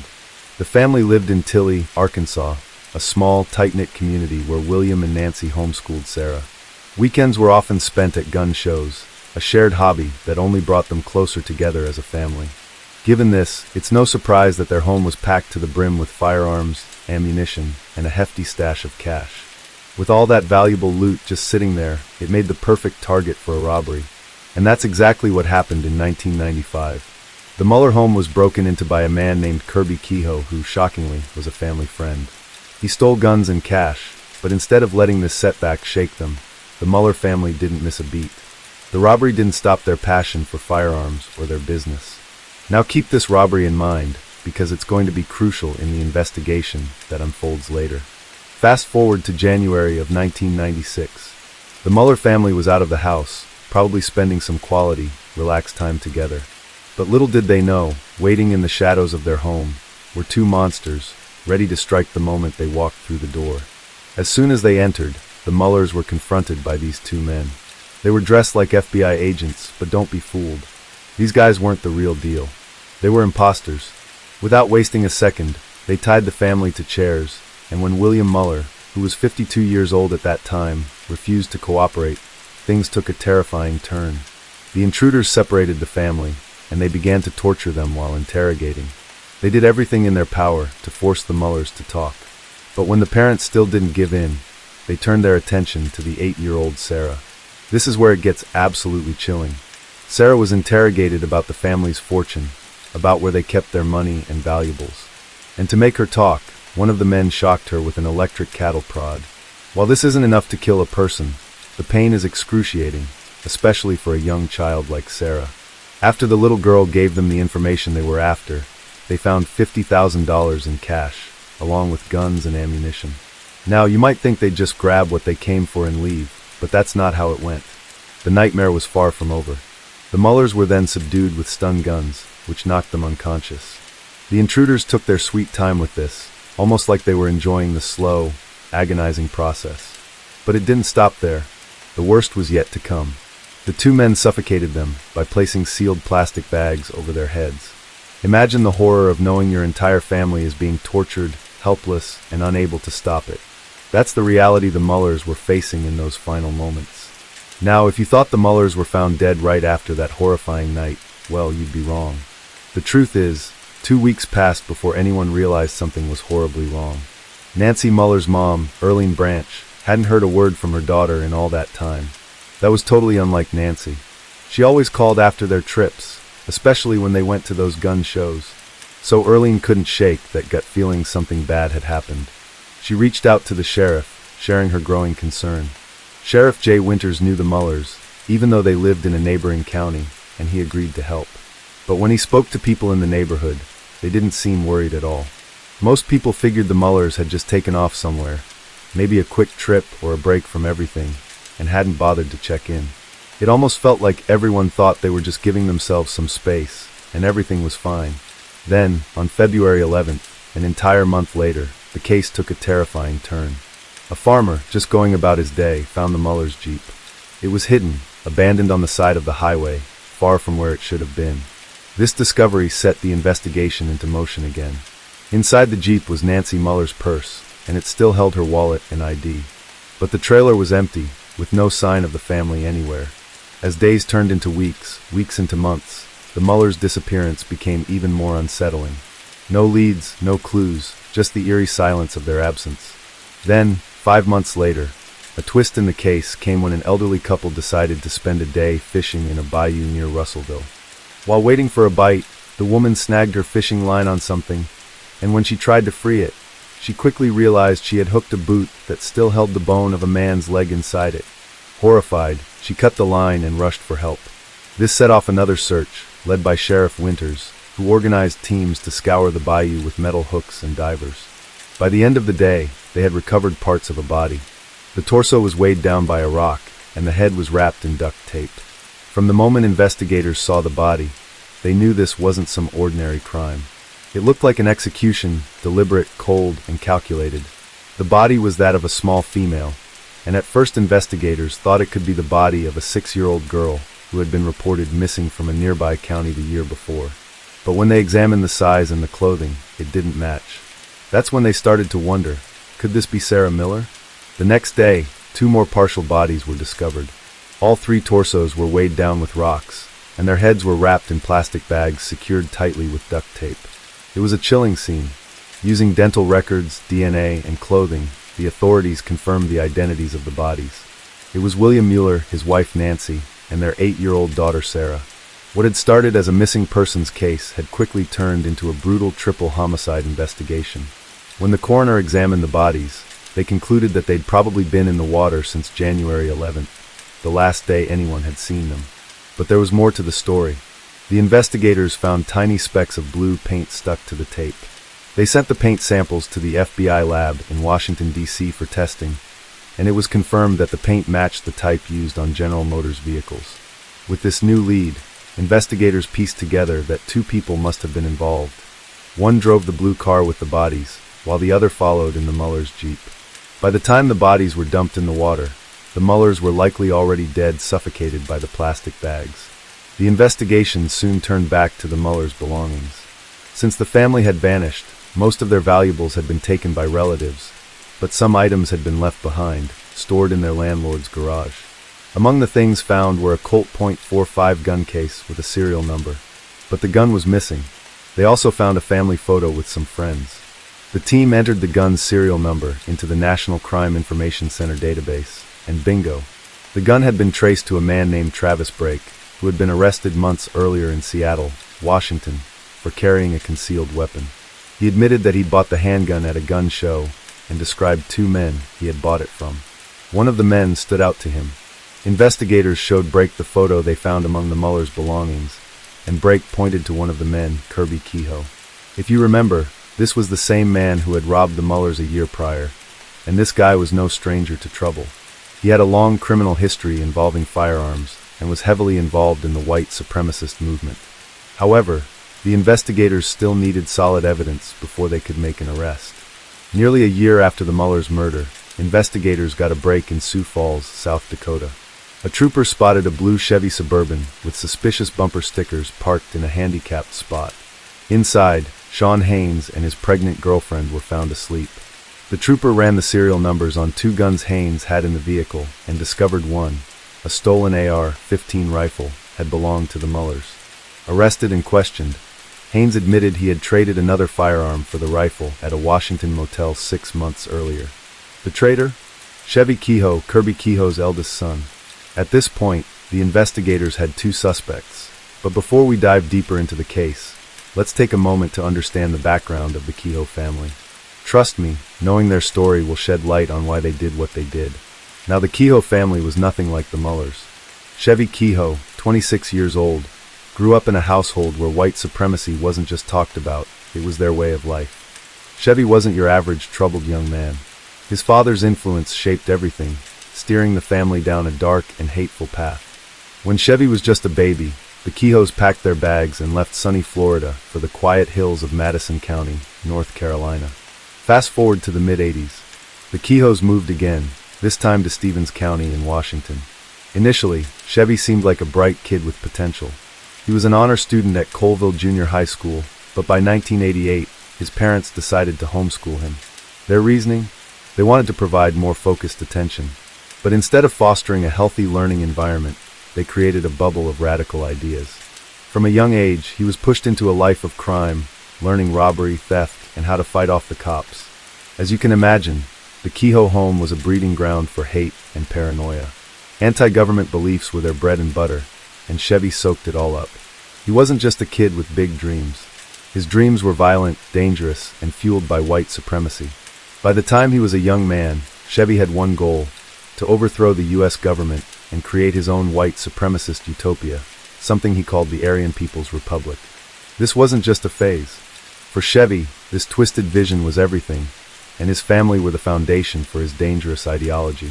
You could see this influence clearly in 1995, when Chevy took part in a violent kidnapping and robbery. In June of that year, he and a partner targeted Malcolm and Jill Friedman, a Jewish couple who owned a store where Chevy had once worked. The Friedmans were held at gunpoint, but this wasn't just a random crime. Chevy specifically went after them because of their ethnicity. This act was a clear reflection of the hate and violence he'd been raised to embrace. With everything going on, it was no surprise that both Kirby Kehoe and his son, Chevy Kehoe, had been on police radars for years. If Chevy was involved in all kinds of crimes, just imagine the trouble his father, Kirby, had been up to. But here's the kicker. Despite the long history of criminal activity, both of them were nowhere to be found. No one could track them down, and they seemed to vanish into thin air. That is, until February 15, 1977, when a state trooper in Ohio pulled over a blue Chevy Suburban. The car had been swerving, driving way too slowly, and just looked suspicious. While passing by, the driver didn't even glance at the trooper, but the passenger gave him a nod. The officer thought nothing of it until he realized the passenger kept staring at him through the rearview mirror, even after they passed him by. That was when the officer's instincts started kicking in. They ran the license plate and found that it had expired. To top it off, neither of them had valid driver's licenses. When the trooper asked the driver to get out of the vehicle, the guy complied, but warned the officer not to touch him. Then things took a turn. One of the deputies called for a tow truck to impound the vehicle, and that's when the driver suddenly bolted back to the car. The officers chased after him, but as they tried to subdue him, the guy who was sitting in the passenger seat pulled out a handgun and started firing at the officers, creating enough chaos for Chevy to jump back into the Suburban and make a break for it. He asked the driver to step out of the car. The man told the officer he borrowed the truck from a friend. He then refused to a pat-down search. Listen as the officer attempts to search the man for weapons. Apparently, he did want problems. A few more minutes went by, then the man ran back to his car in an attempt to get away. The passenger then opened fire on the police. Turns out, the two men in that intense standoff were Chevy Kehoe and his brother, Cheney Kehoe. When Chevy took off in the Suburban, Cheney, who was in the passenger seat, bolted into the nearby woods. The cops spent the entire day searching for him, but as you might expect, they couldn't catch him. Now, just like Chevy, Cheney was also deeply embedded in white supremacy, and he wasn't afraid to use violence to push his beliefs. Later that day, Chevy found himself involved in another shootout. this time in the parking lot of an electrical supply company. He exchanged gunfire with two Wilmington police officers, Officer Richard Rick Wood and Sergeant Robert Bob Martin. During the chaos, an innocent bystander, 56-year-old Frank Marsden, was hit in the shoulder. The shootout was captured on the dash cameras of both the trooper and the sergeant, and it quickly became a major story. The footage was aired in 1997 on Fox's World's Scariest Police Shootouts and became a hit, showing up on other programs like Most Shocking and World's Most Amazing Videos. Meanwhile, the Kehoe brothers were on the run, traveling in secret with their families across multiple states in an RV. Investigators feared they'd stop at nothing to escape, and the police had to step up their efforts. They spread out images of the brothers, hoping someone would recognize them or the vehicle. At Lake Hill Campground, investigators discovered that the Kehoes had camped there in an RV, but they were 2 days too late. The RV had already left. Days turned into weeks, and sightings of the RV kept pouring in from across the country. They had been spotted in places like West Virginia, North Carolina, Alabama, Texas, and Montana, always just one step ahead of the law. In Indianapolis, the stolen van with Chevy's signature gas receipt was found, but there was no sign of Cheney. A few days later, the Kehoe's RV was found abandoned on a desolate stretch of road in Wyoming. When the police checked it out, they discovered a disturbing stash: guns, ammunition, fake FBI jackets, U.S. Marshals badges, and a box full of bomb-making materials. The ATF bomb squad was called in to inspect, and although they didn't find any live devices, the components made it clear. The Kehoes were preparing for something far worse. Authorities were deeply concerned about the brothers' growing violence and what they might do next. As the search continued, it seemed like the Kehoes were always one step ahead. But then, on June 16, 1997, investigators received a tip. Cheney Kehoe, Chevy's brother, was ready to turn himself in. Cheney revealed where he and his brother had been hiding for the past few months, and authorities learned that after the shootouts in Ohio, they had taken refuge on a remote ranch in southern Utah. The owners had given them room and board in exchange for help on the farm. But things had gone south quickly when Chevy's temper flared and his paranoia grew. Chevy even spoke about killing his wife, Karina, who had Native American ancestry, and plotting to murder his own parents, Kirby and Gloria, to raise his younger brothers in his white supremacist vision. Then, on June 12th, Chevy's paranoia turned against his own brother. After a violent argument, Cheney feared for his life and the safety of his family. He decided to flee with his loved ones in the middle of the night, driving nearly 1,000 miles back to Washington state. And that ended their long time running. Chevy Kehoe was arrested on June 17, 1997. But that's not the most important part. The most interesting and important thing Cheney told law enforcement is that Chevy confessed to being involved in the murder of the Millers with another unnamed male. Additionally, around that time, in June of 1997, Kirby Kehoe, the father of the Kehoe brothers, was also arrested. Now, as you can imagine, the arrest of the father didn't exactly fit the narrative everyone was expecting. He wasn't involved with the Miller family's murder, nor was Cheney Kehoe. But just when the situation seemed to be unraveling, Gloria Kehoe, Chevy's mother, stepped forward to law enforcement and dropped a bombshell. Gloria revealed that her son, Chevy, had confessed to her about the horrifying details of the Muller family slaying.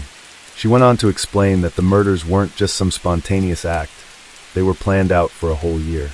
The plan went way back to the first robbery of the Muller family back in February of 1995, which had apparently set everything in motion. According to Gloria, the chain of events started when William Muller, the patriarch of the Muller family, confronted Kirby Kehoe after suspecting him of being involved in the robbery. Apparently, during this confrontation, William Muller was incredibly disrespectful to Kirby, which did not sit well with Chevy. In fact, it seemed to be the moment that flipped a switch in Chevy's mind. He thought that William's disrespect was enough to give him the green light to go ahead and rob and kill the Mullers. But there was more to it than just a grudge over disrespect. According to law enforcement, Chevy's motivation wasn't just personal. He had found out that William Muller was in possession of some serious weaponry, expensive firearms, high-end gear, and ammunition. And that piqued Chevy's interest even more. Gloria didn't stop there. She named a second man involved in the murders, Daniel Lewis Lee. Lee wasn't a stranger to Chevy. He was someone Chevy knew through their involvement in white supremacy groups. Both Chevy and Lee were heavily invested in the idea of creating a whites-only nation, and they were bound by their shared ideology. Together, they had planned to rob the Mullers, kill them, and cover up their tracks to avoid implicating themselves or Kirby in the crime. Gloria went on to explain that on January 11, 1996, the Muller family had left for a gun show. While they were gone, Chevy and Lee dressed up as law enforcement officers and made their way to the Muller home. When the Mullers returned, Chevy and Lee ambushed them, tying them up. But there was one part of the plan that didn't go as expected. According to Gloria, Lee was hesitant, especially when it came to killing Sarah Muller, the Muller family's daughter. Apparently, Lee just couldn't bring himself to do it. So Chevy took matters into his own hands and killed Sarah himself. Fast forward to March of 1999, and Daniel Lewis Lee and Chevy Kehoe stood trial for the triple murder. Both Cheney and Gloria Kehoe testified against them, spilling the details of what had happened. The trial ended with a conviction. Chevy Kehoe was sentenced to life in prison, while Daniel Lewis Lee was sentenced to death. Apparently, Daniel Lewis Lee also had a deeply troubled upbringing, one that was marked by instability and violence. From a young age, Lee faced significant challenges. He struggled with seizures and other neurological issues that often led him to be placed in mental health facilities. However, his time in these facilities was short-lived, as he was removed due to his violent behavior. His struggles were compounded by his inability to control his anger and his growing propensity for violence, which only seemed to escalate as he got older. By the time Lee was 17, his violent tendencies had already manifested in a chilling way. He was involved in the brutal murder of Joseph Wavra, which occurred during a robbery. It was the third murder in a string of violent crimes, but incredibly, Lee managed to avoid a murder charge. Instead, he received only a suspended sentence for the robbery, a decision that seemed more lenient than it should have been, given the severity of the crime. Unfortunately, this leniency did little to curb Lee's violent impulses. It only appeared to embolden him, allowing his thirst for violence to grow unchecked. It wasn't long before Lee crossed paths with Chevy Kehoe. The two met in 1995, and their shared hatred for the government and their twisted desire to establish a white supremacist stronghold brought them together. Now Lee tried to soften his image in court, claiming he had a good side and that he could change. It felt a bit ridiculous, though. His past was full of violent acts. His plea for mercy sounded more like a movie redemption arc than reality. The court didn't buy it. Lee's past was too ugly, and no one believed he could really change. In the end, he was executed by lethal injection in 2020. The first time in 17 years, a federal prison inmate was executed this morning. Daniel Lewis Lee received a lethal injection in Indiana after the U.S. Supreme Court allowed the execution to proceed. He was convicted of murdering 3 members of an Arkansas family back in 1996, including an 8-year-old girl. Lee told witnesses this morning, though, that he didn't do it. The High Court, with conservative justices in the majority, voted 5-4 overnight to reverse the lower court rulings. Those courts had been concerned with what they called an unconstitutional risk of pain when it comes to lethal injection. Despite being the mastermind behind the brutal murders of the Mueller family, Chevy Kehoe managed to escape the death penalty, while Daniel Lewis Lee, who had a less direct role, was sentenced to death. This didn't seem to make sense. How could the guy who planned and carried out the whole thing get a lighter sentence than his partner in crime? But what made things even crazier was that Chevy was involved in another huge crime, the Oklahoma City bombing. After Chevy was arrested, his brother Cheney claimed Chevy knew about the bombing before it happened. Apparently, Chevy was seen with Timothy McVeigh, the bomber, at a motel in Spokane months before the bombing. The manager of that motel even said that Chevy had been excited about the bombing when the news hit, and had even hinted that something big was going to happen on April 19th. Yet, when the FBI looked into it, they couldn't find any proof that McVeigh had ever been in Spokane, or that Chevy had any direct involvement in the bombing. Chevy denied everything, but the rumors just added to the mystery. It was clear that Chevy had ties to violent, extremist groups, and yet he still got off easy compared to Lee. At the end, Cheney Kehoe received a 24-year sentence for attempted murder and weapons possession due to his role in an Ohio shootout, while their father, Kirby Kehoe, was sentenced to 44 months after pleading guilty to federal racketeering charges. Later, Cheney's sentence was reduced to 11 years, and he was released from prison in 2008. But Cheney's trouble with the law didn't end there. On October 14, 2013, he and Kirby were arrested by federal officials in Arizona after an ATF raid uncovered a large marijuana growing operation and an arsenal of weapons at an off-grid compound. Authorities seized 17 firearms, nearly 17,000 rounds of ammunition, 15 pounds of marijuana, and various pieces of body armor. Both Cheney and Kirby pleaded guilty to being felons in possession of firearms and ammunition in 2014. Cheney was sentenced to 41 months in prison, while Kirby received a 10-year sentence. Cheney was released in September 2016, and Kirby followed in January 2022. As for Chevy, he spent much of his time at the United States Penitentiary, Florence ADX in Colorado, under the Federal Bureau of Prisons Register number 21300-009. He was later transferred to several different prisons, including United States Penitentiary, Florence High, and United States Penitentiary, McCreary in Kentucky. By 2022, Chevy Kehoe was being held at the United States Penitentiary, Terre Haute, and one can only hope that he's suffering there more than his victims did. But what do you think about all this? Do you believe justice was served, or do you think the law went too easy on them, especially considering their anti-government beliefs? Drop your thoughts in the comments below. In 2004, in the sunny city of Miami, a family's seemingly perfect life was shattered when a son's troubled past came back to haunt his parents in the most devastating way. This is the story of the Sutton family murder. Life was picture perfect for John and Susan Sutton. The couple adopted their first child, Christopher Sutton, in the late 1970s and welcomed their second child, Melissa, 7 years later. The tight-knit family of 4 lived in a luxurious home in Coral Gables, Florida. This upscale neighborhood near Miami is full of life and dreams. John was an attorney of high reputation. He was known for his mastery of the law and success in most high-profile cases he managed. He was licensed to practice law in the state since 1972. John's personality was unmatched. As for Susan Sutton, she was his loving wife and manager. Susan was a head nurse of surgical intensive care. We did a lot of traveling together through the Caribbean. I had a couple of different boats and would take them to the Bahamas and scuba dive and fish. She was his backbone in the office and the home. The Sutton family shared a love for education and community living. Both parents implemented discipline in their kids from an early age. Like every seemingly perfect family, there were challenges. Melissa was calm and obedient. She loved her home and did everything to protect it. She was everything a parent wanted. However, her brother was different. Christopher was a black sheep of the Sutton family, a role he seemed to have repented of. His parents believed he had left his troubled past behind. Unknown to them, he plotted evil. Beyond his newfound character were darker intentions. These intentions would later shatter the Sutton family. On August 22, 2004, John and Susan hosted a party in their home on Orduna Drive off Granada Boulevard.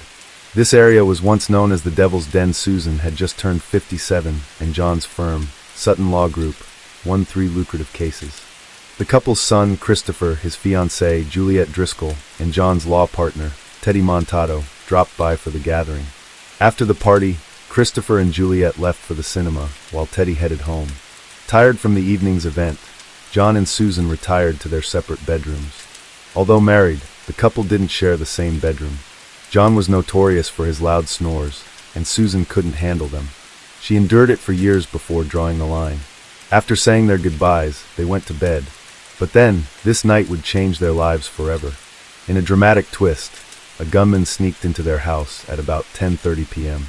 This stranger parked his car down the tree-lined streets of Coral Gables as he walked into the house. He was dressed in black to suit the event.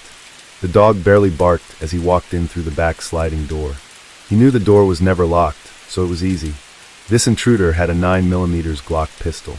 He was on a mission to kill John and Susan Sutton. Upon getting to Susan's room, shots rang out. He fired 6 shots at Susan, who was on the phone in the master bedroom. Before John realized it, the assailant barged into his room, shooting him in the torso and face. Despite his head injuries, John managed to call 911. He groaned in pain as he requested for an ambulance. Meanwhile, the Sutton attacker vanished into the night. Moments later, police swarmed the neighborhood from every direction. Medics drove the almost dying lawyer to a local trauma care center while confirming Susan's death. By this time, John was in a pool of his own blood. He lost so much blood that medics thought he would die. As police tried to wrap their heads around the incident, they noticed something was off. First, Susan's jewelry and John's wallet with cash were untouched. The person who did it was on a mission. He didn't want to mess with it.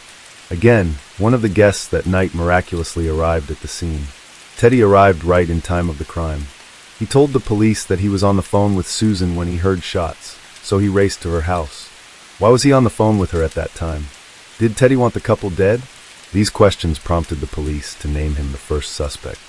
Interrogations began the day after the shooting. Besides working at John's law firm, Teddy was a marksman. He was a competitive shooter and had been shooting earlier that day. This revelation raised eyebrows. In a bid to piece things together, Detective Cordero sent Teddy's gun for testing. While this was ongoing, she had a list of questions for the suspect. She felt he was hiding something about a secret relationship with Susan. Why else was he on the phone with her that night?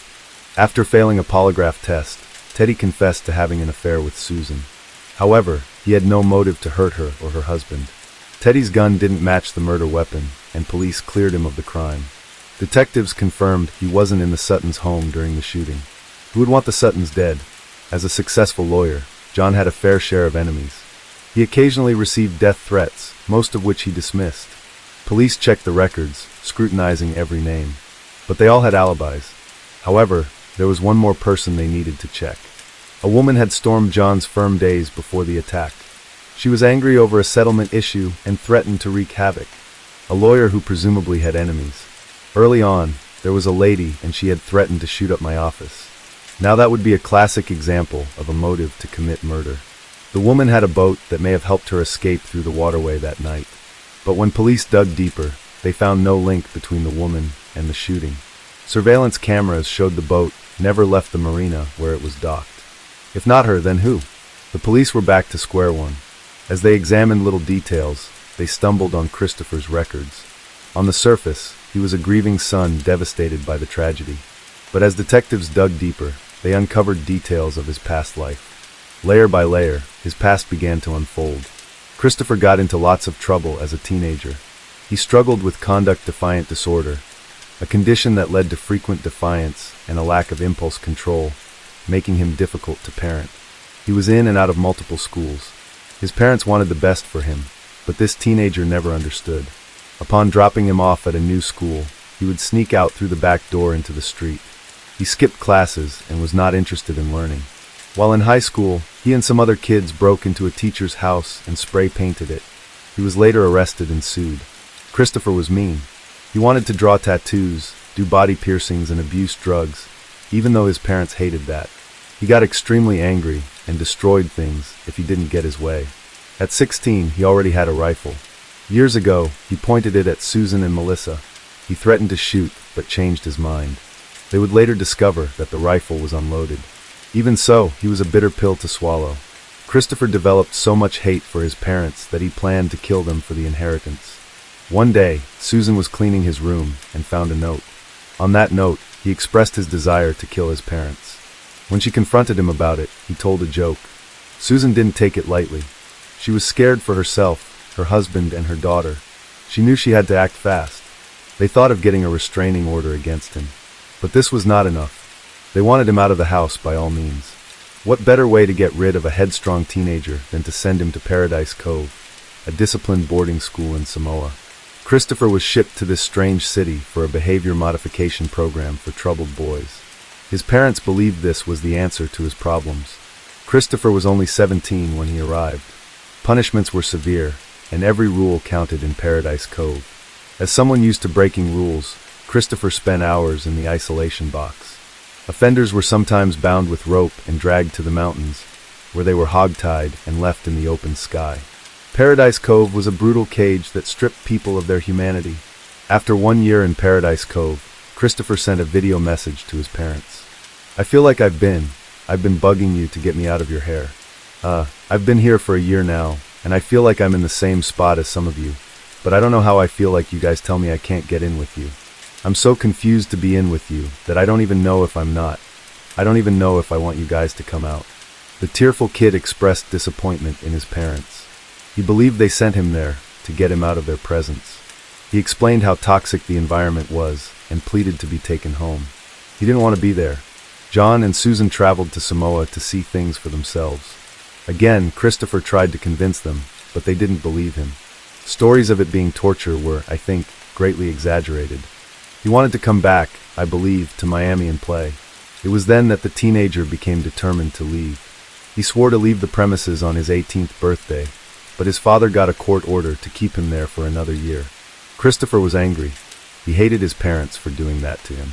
His relationship with his parents became bumpy after he left Paradise Cove. After piecing these details together, investigators thought that Christopher knew something about the fatal shooting. Was this a revenge act against his parents for his time at Paradise Cove? The case was gradually coming to a close.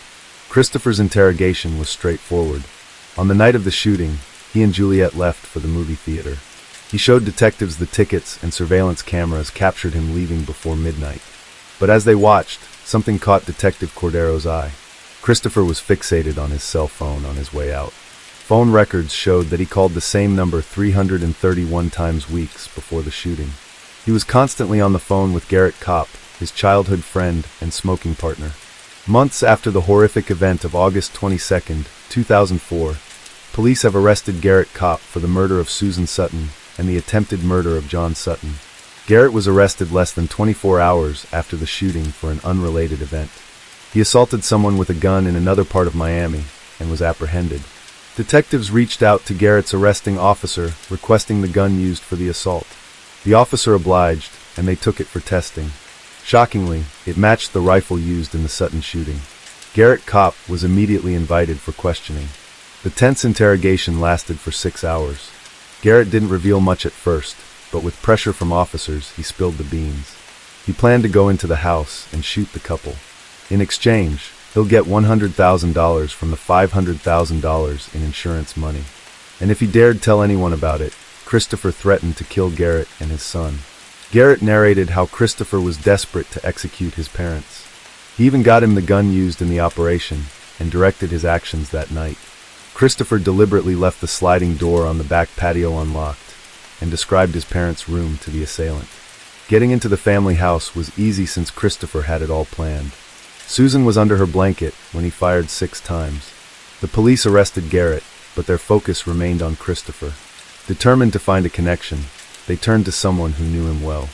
It was none other than his girlfriend Juliet. Officers invited her for questioning. Her confidence showed that she had nothing to hide. Juliet said she knew nothing about the crime. Although in a relationship with him, she didn't know about his plan. Over the 13-hour questioning, she maintained her innocence. She loved John and Susan like her parents and wouldn't hurt them.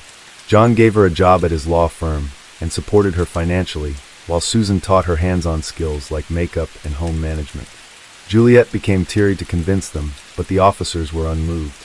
They threatened her with arrest if she didn't speak the truth. At this point, Juliet knew she had to save herself.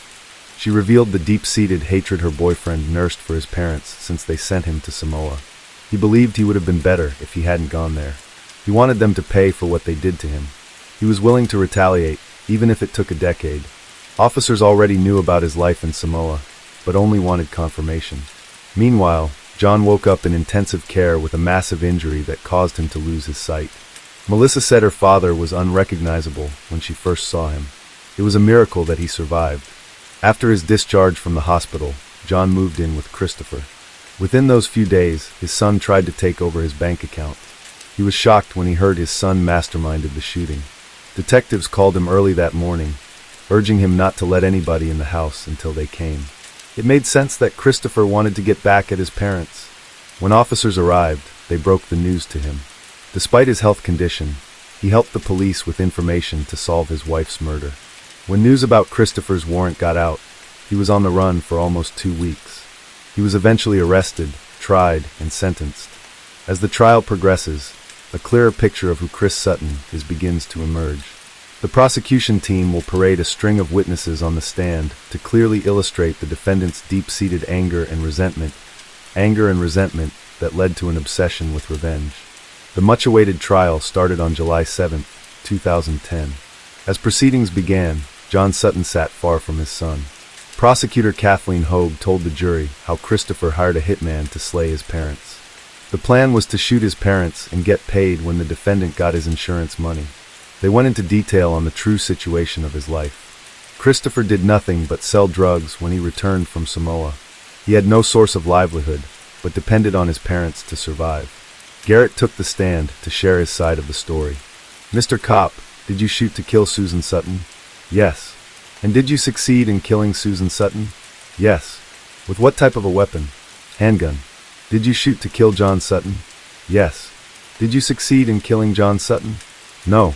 He recounted all that happened that night, how he walked into the house, shot both parents, and walked out unnoticed. He and Christopher had planned the crime for months. His friend gave him $50 to buy black clothes for the crime at Walmart. Once again, he admitted that Christopher hired him to do the job.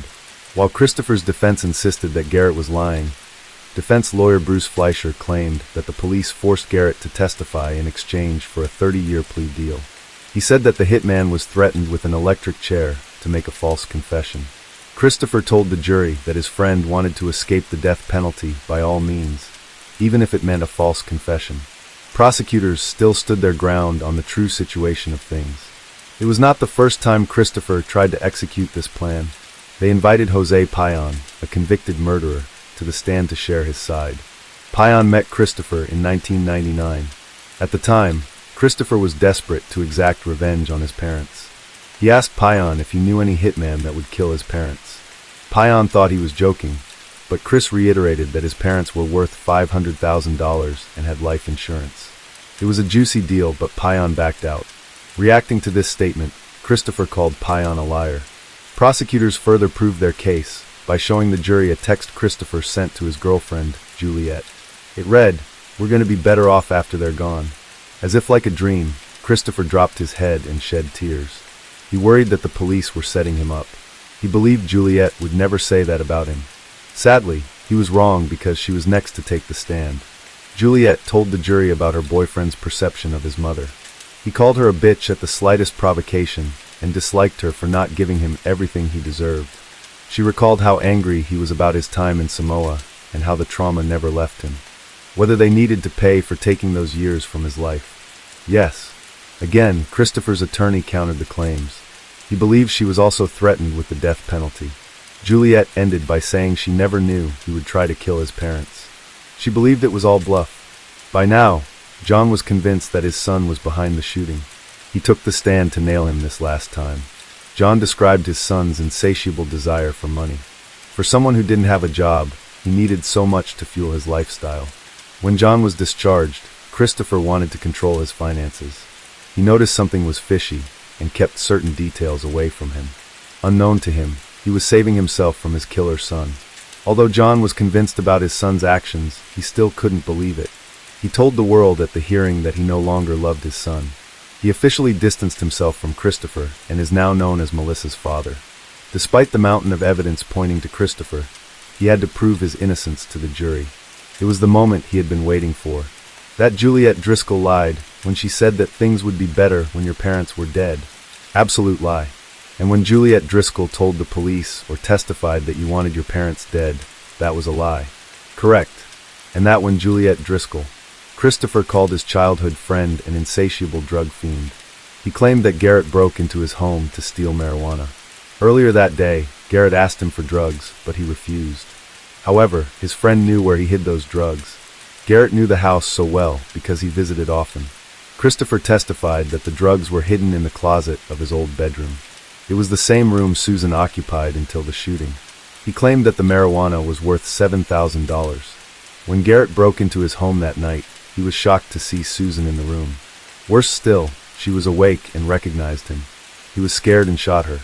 The same fear prompted him to shoot John before fleeing the scene. Christopher insisted he was innocent and had no reason to kill his parents. In fact, he had healed from the torture in Samoa. In a shocking twist, he told the jury that Paradise Cove wasn't bad after all. He benefited so much from it. When asked about the maltreatment there, he broke down in tears, in contradiction to his earlier claims. His reaction proved that he hadn't healed from his experiences there. In her closing statement, Prosecutor Kathleen ended by calling Christopher a greedy, lazy, and entitled man. She urged the jury to look through the details and do the needful. After a day and a half of deliberations, Christopher Patrick Sutton was found guilty of first-degree murder and attempted first-degree murder.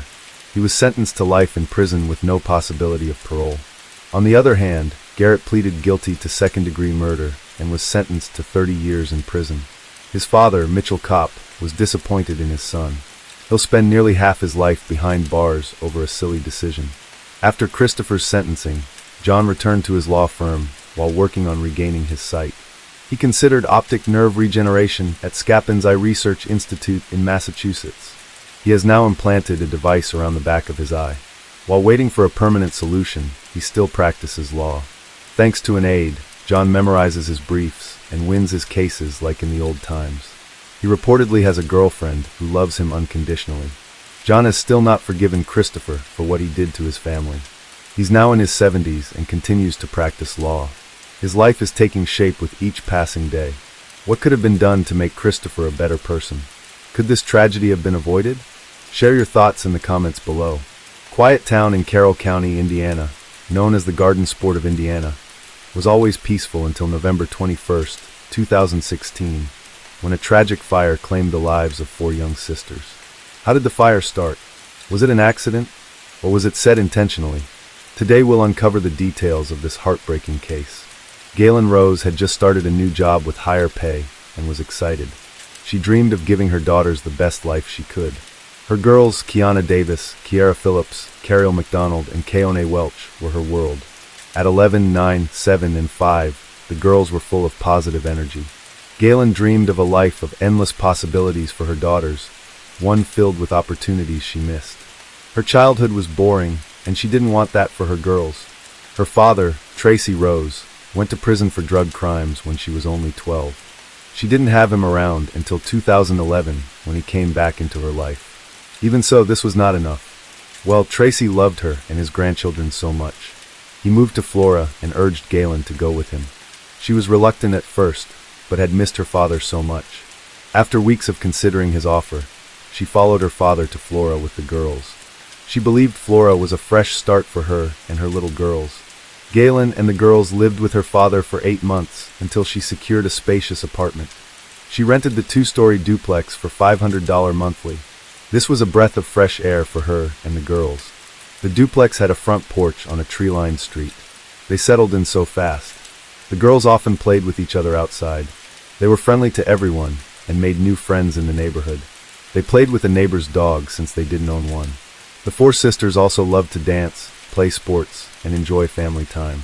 The sisters, who lived in Flora, loved to cheer.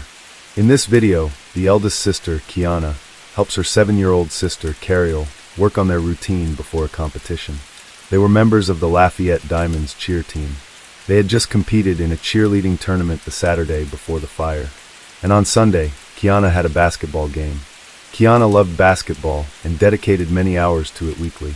Tracy predicted she would be a basketball star. Like Galen, he went with her to games and cheered from the crowd. Galen was super proud of her girls. She worked long hours in a gas station. She even took extra shifts to make ends meet. Galen was calm and cheerful like her daughters. She smiled behind the counter and spoke politely to customers. Her girls sometimes called her their coach because she supported them, especially during Tuesday cheer practices. Watching them perform was the highlight of her week. On the afternoon of November 21st, 2016, Rose and her daughters headed to the grocery store.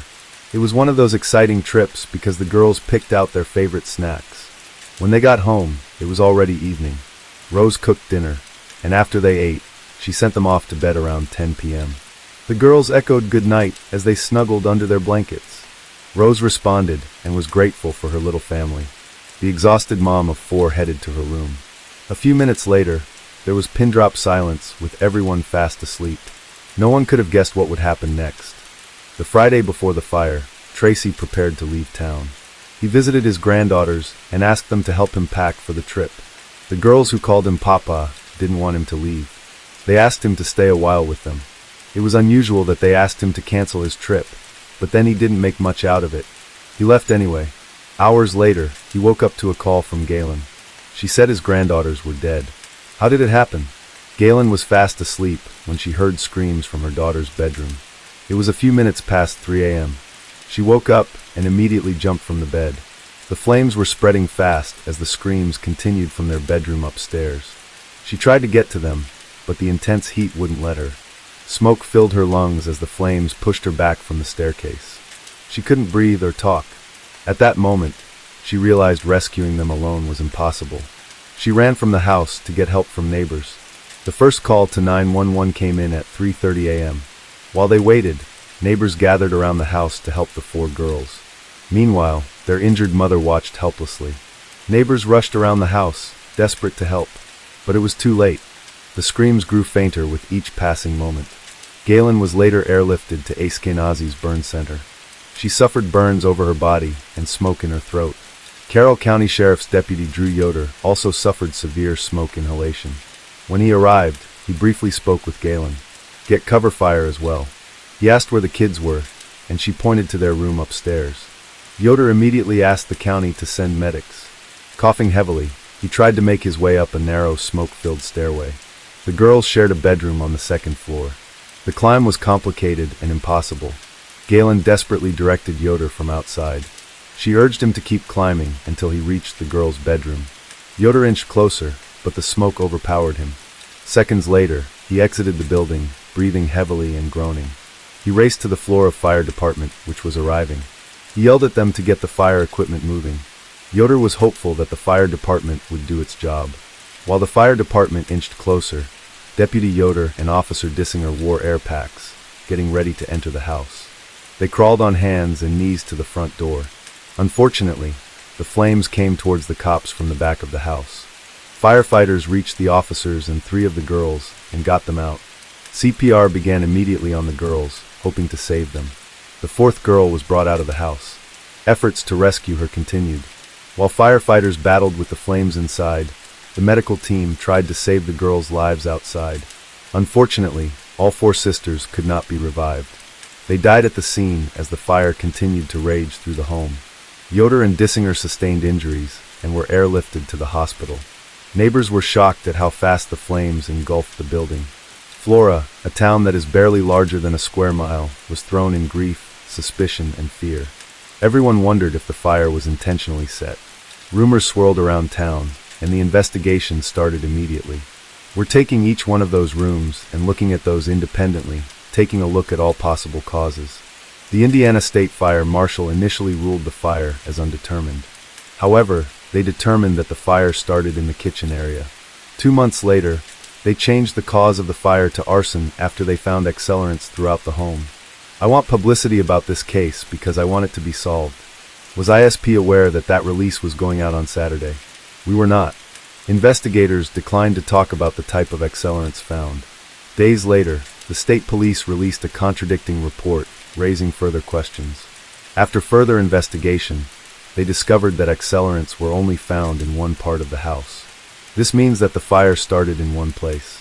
This conflicting information leaves doubts as to the real truth. A private investigator confirmed the fears of many in an email sent to state police. It read in part, "The press release statement about accelerants being discovered in several locations is absolutely not based on any evidence discovered at the scene during the investigation, and the investigator, Dennis Randall, was not performing a proper origin and cause investigation based on the current procedures of NFPA 921-2016 edition to opine that opinion." To add insult to injury, the Indiana Fire Marshal's fire investigator assigned to the Floor House fire resigned. Investigator Dennis Randall did not give a reason for quitting, but this move was fishy. Before his resignation, Josh Ayers was Randall's boss. Ayers was president of the Floortown Council and Galen's landlord. The resignation is not good news for Galen and her family. They believed it would hamper the investigation. They have many questions left unanswered. Could Randall's resignation hurt the chances of locking up someone for arson? It would be difficult for a new investigator to take on the case with the same enthusiasm. Will the small-town politics hinder justice? The answer is not yet clear, but if Galen's suspicions are right, it would be another devastating blow to the case. Although arrests are yet to be made, the police say they're doing their best to get justice for the girls. The Indiana State Police Superintendent said they're focused on finding the arsonist. Doug Carter insists that the fire was intentionally set and someone who knew the family committed it. Carter also revealed that detectives have traveled to Ohio, Kentucky, Illinois, and California for investigation. He added that detectives are still speaking to anyone who visited the home before the fatal fire. It's been over 8 years since the incident, and there's no justice. This leaves much to be desired, considering that the Delphi murders were given more attention. Recall that Abby Williams and Libby German were killed on February 13, 2017. Shockingly, the police swung into action and arrested the suspect. Richard Allen has since been arrested and sentenced to 130 years in prison. Ironically, the arson case is far from being solved. Police say it is unfair to compare both cases. They say very little is known about the arson case, but with the homicide, they had over 80,000 tips. Is that the case? What if the police are hiding something? When journalists asked to speak with Deputy Yoder, the officer hospitalized after the fire, Carroll County Sheriff Toby Leesenby declined. Leesenby also refused an interview with Flora Fire Chief Todd Trent. When journalists reached out to the lead investigator, he declined comments. But then State Police Superintendent Doe Carter made a cryptic comment on the Flora investigation. He said, "Why are the police tight-lipped? Is there something they're not telling the public?" While Flora residents await the police, rumors have swirled around town. Galen's involvement in the fire is at the top of the list. Did the girl's mother deliberately set the house ablaze? Here are the shocking facts. On July 19, 2019, the Indiana State Police wrote to Galen Rose. The letter expressed their desire to discuss the fire. As if that's not enough, they offered her immunity over her alleged illegal drug activity. It is unclear what her alleged drug use has to do with the investigation. While Galen admits to occasionally smoking marijuana, the letter further asks to speak with her to get more information about whom she commonly associated with. Although this letter was dated 5 years ago, investigators have not named her a suspect. She maintains her innocence. The police later expressed frustration over her lack of availability to speak to investigators. She spoke to them 3 weeks after the fire with nothing tangible to advance the case. When journalists tried to clarify the offer for immunity, the Carroll County Prosecutor's Office declined to comment. They would not speak to anyone until after the investigation. Investigators also have another reason to suspect Galen. According to documents submitted as part of the investigation, a policy was written on August 6, 2016 for the house the girls lived in. The policy had liability coverage for $392,882 and took effect on September 15 that year. A home appraisal dated September 10 was included in the documents. The home was appraised for $45,000. Policies are sometimes written based on a verbal conversation with the property owner. Subsequently, an insurer may physically look at the property. The timing of the policy and the fire raises serious red flags. Was this a case of insurance fraud? Was the policy created to cash in like a lottery ticket? As speculation continued, Galen added a twist to the case. On August 25, 2022, she filed a federal lawsuit against her landlord, Josh Ayers, his business partner, Troy Helderman, and their company, Birch Tree Holdings. The suit exposed a web of alleged misconduct. It's been nearly 2 years since Mother Galen Rose of Flora lost her 4 daughters in a house fire, and now she is suing her former landlord. Named in the case are landlord Josh Ayers, his business partner, and their company, Birch Tree Holdings. Faith Alvarez, Galen's attorney, told the court that Indiana law requires functional smoke detectors to be installed outside each bedroom. The smoke detector was right by their door, right up the stairs, right there. There was one there, nothing on it. There was one in the kitchen. However, when Galen rented the apartment, there weren't any. Earlier, she raised urgent concerns with her landlord about the faulty electrical outlets and the missing smoke detectors, but he did nothing to fix them. The complaint claims that firefighters found one smoke detector without batteries.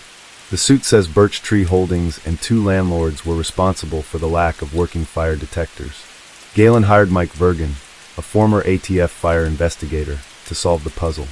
He spent over 15 years as a certified investigator before starting his own company. Vergen visited the house 3 times in 6 months before releasing his report.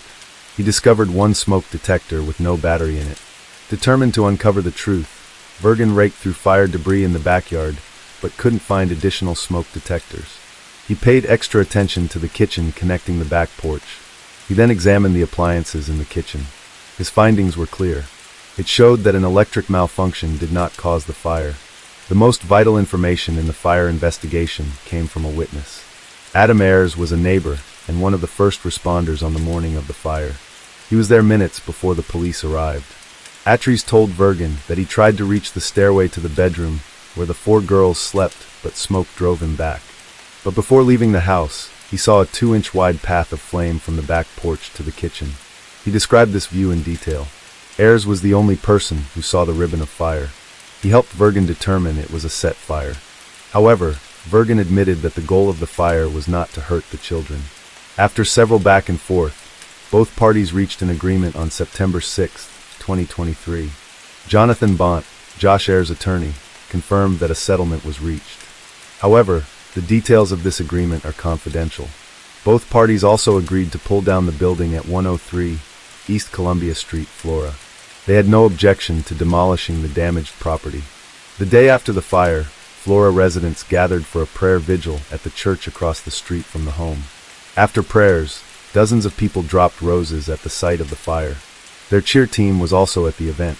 Team members lit candles in purple glitter outside the home in Flora. They also brought stuffed animals, balloons, and posters to honor the sisters. Cheerleading coach Allie Sheets accompanied her students to the vigil. She recalled that the girls never stopped smiling. She couldn't remember a time when they weren't cheerful. All 4 girls were always helpful, joyous, and respectful. Jen Brobst was at the vigil that night. She was a librarian at Carroll Elementary, where the girls attended school. She still can't believe that they're gone. She described the incident as surreal. Jen said the library turned into a counseling center days after they died. Her daughter, Liz Brobst, is a member of the Girl Scouts and Kayana's friend. She says she remembers Kayana for her happy spirit and positive attitude. Flora residents and neighbors also shared in their grief. For instance, Fox, their next-door neighbor, had problems breathing after the fire. Her husband had to call off work, and her brother fell sick. The 27-year-old woman, who lives steps from the home, was teary as she wondered what Galen was going through. Fox watched as smoke left the house. She heard the girls and their moms scream their lungs out. It was the most devastating thing she had heard. Fox and her husband rushed out of their apartment that night. They were confused at first, but then realized it was smoke. Then, suddenly, flames engulfed the home. The couple felt powerless. Her brother considered running into the home to help, but gave way to emergency personnel. Fox and her family cannot get over the tragic event that night. Cassandra Hammond was also affected by the incident. Her business is across the street from the fire outbreak. It remains a sad reminder of what the girls went through that night. Cassandra hopes the police find out the truth and that the girls will get justice. Another Flora resident, Eve Gibson, buried her face in her hands and cried her heart out. Speaking about the investigation, she said people in town were speculating who might have set the fire. She says a family member could have done it. It's too small of a community. Somebody knows. And we're just praying every day that they get caught. If I'm dead and gone, I hope they get them, But we're just going to keep praying for justice. Flora community fear that the killer is in their midst. What if he targets another home in Floratown? The friendly community has commemorated the 6 girls with a bench engraved with their names and ages. Every year, they gather to place flowers on the home's porch in remembrance. Galen says she has been robbed as a mother. She can no longer take care of her children.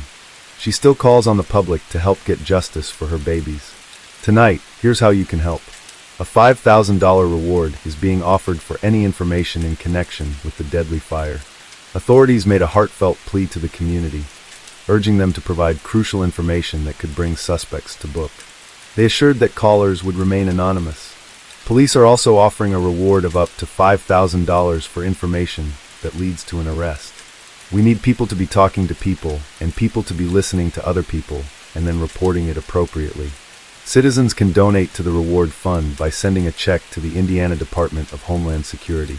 To ensure this fund goes to the project, the memo line should read, Flora Fire Reward. Galen Rose has since moved to California to heal, but that doesn't mean the girls are forgotten. What do you think happened to the girls? A case of arson or an accident? Share your thoughts in the comments below. If you like the way we create these videos and you want to help bring more cases like this to light, hit that like button and subscribe for more deep dives. Case 3. When police arrived at Michael Polding's apartment in Brighton, they noticed piles of unopened mail and an eerie silence. No one answered the door. Something felt off. When officers forced their way inside, they found a horrifying scene. In the basement, wrapped in sheets and left to rot, was Michael's body. He had been missing for nearly 2 months, and now the truth was finally coming to light. But how did he end up there? And where was Ricardo Pisano, the man who had been living with him? As detectives dug deeper, they uncovered a disturbing story of trust, lies, and betrayal.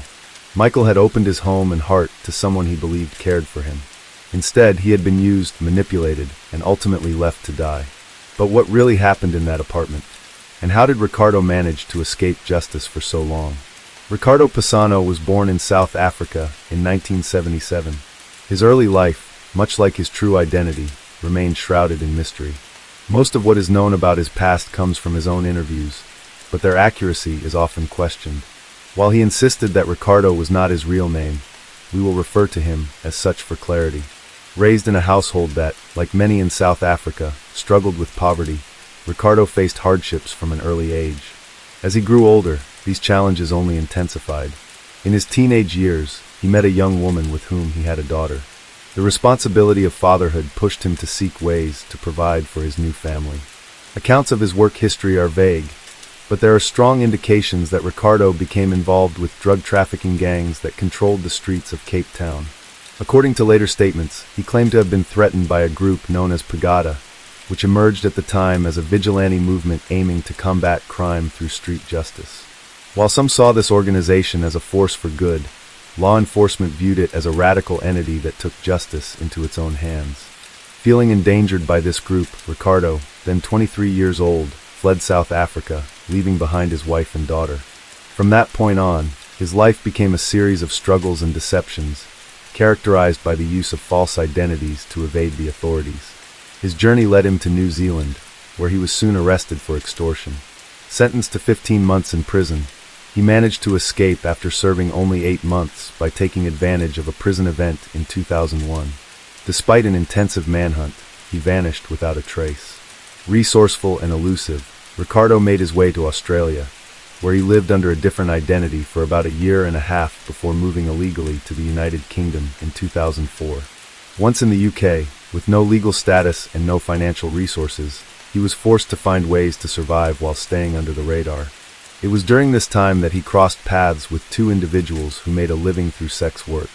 Seeing it as an easy way to make money, Ricardo joined them.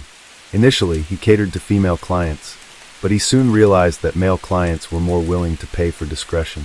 One of these clients was Michael Polding, a 59-year-old man whom Ricardo met in December 2009 after Michael responded to an ad Ricardo had placed in a gay magazine offering escort services.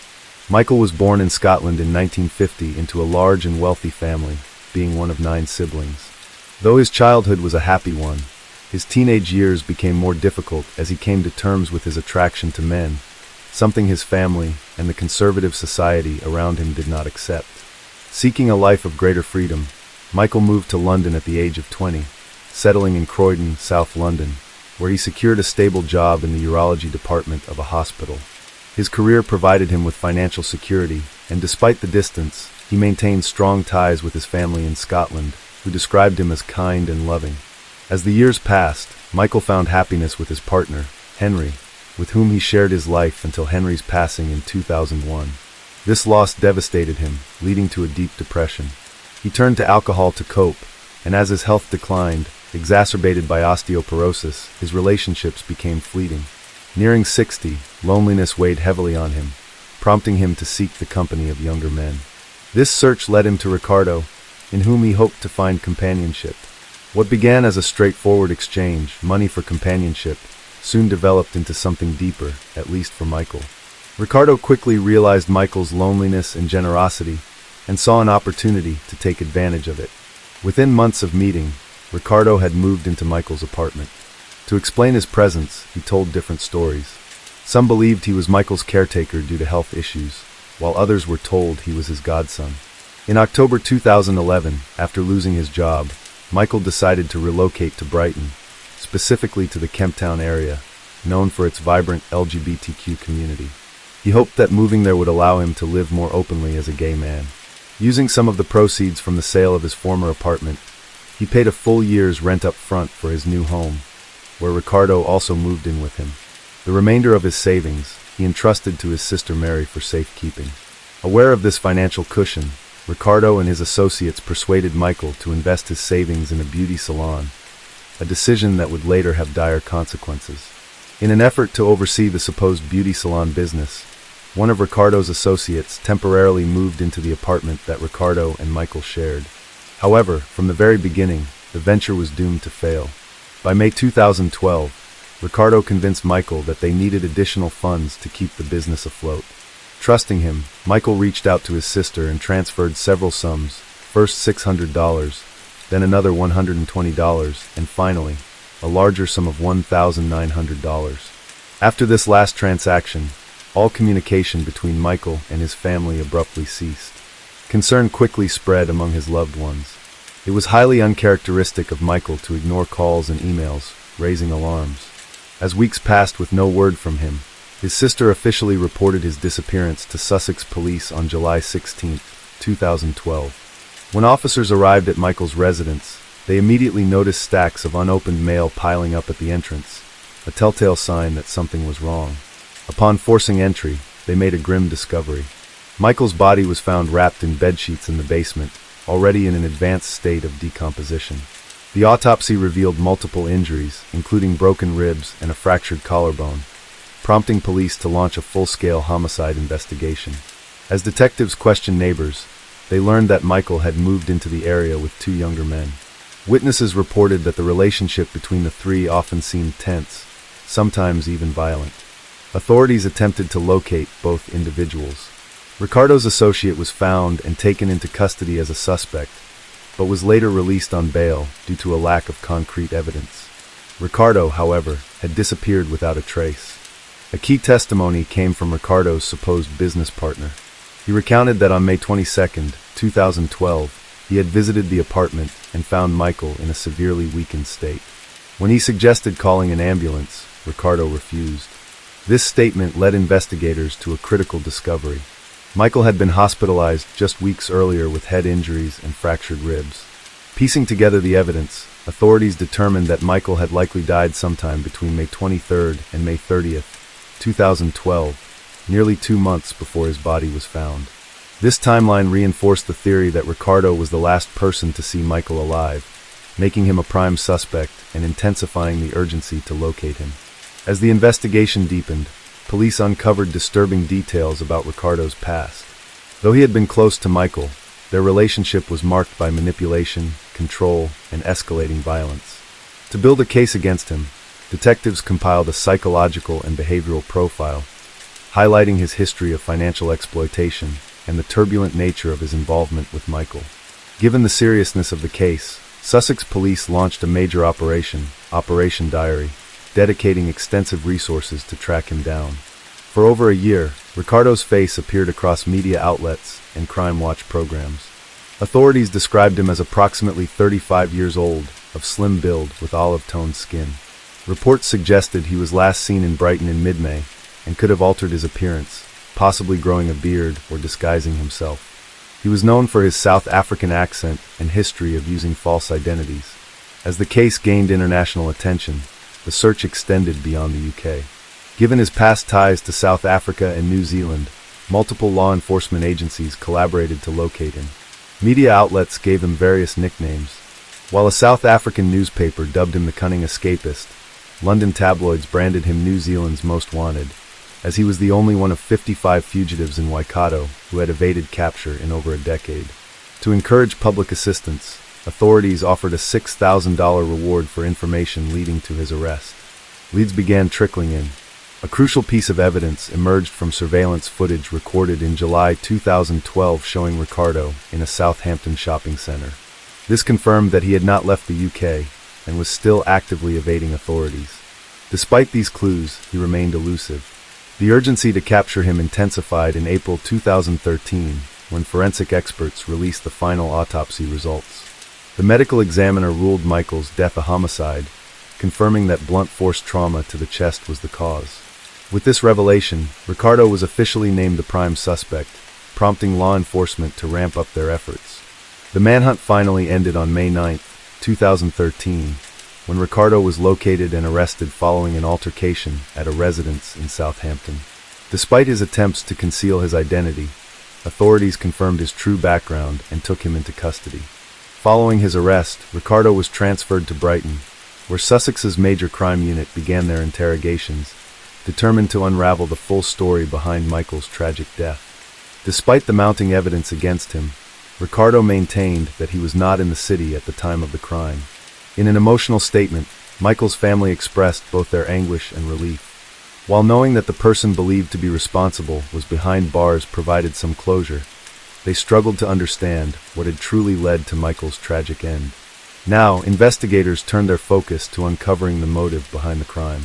As detectives delved deeper, they confirmed that Ricardo and Michael's relationship had evolved into a toxic dynamic riddled with manipulation and abuse. From the start, Ricardo had relied entirely on Michael for financial support, claiming he had no job or income.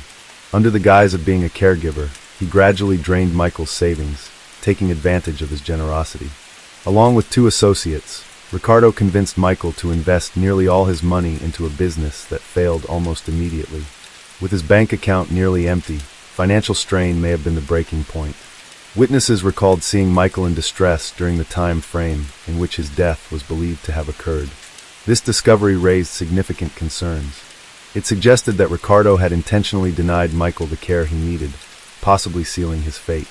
Further investigation uncovered a crucial contradiction in Ricardo's alibi. Phone records proved he had, in fact, been in Brighton at the time of Michael's death, despite his earlier claims. Additionally, police found messages he had sent shortly after Michael's body was discovered, in which he feigned concern over his absence. This appeared to be an attempt to establish an alibi and divert suspicion away from himself. With mounting evidence, Ricardo was officially charged with murder and grievous bodily harm.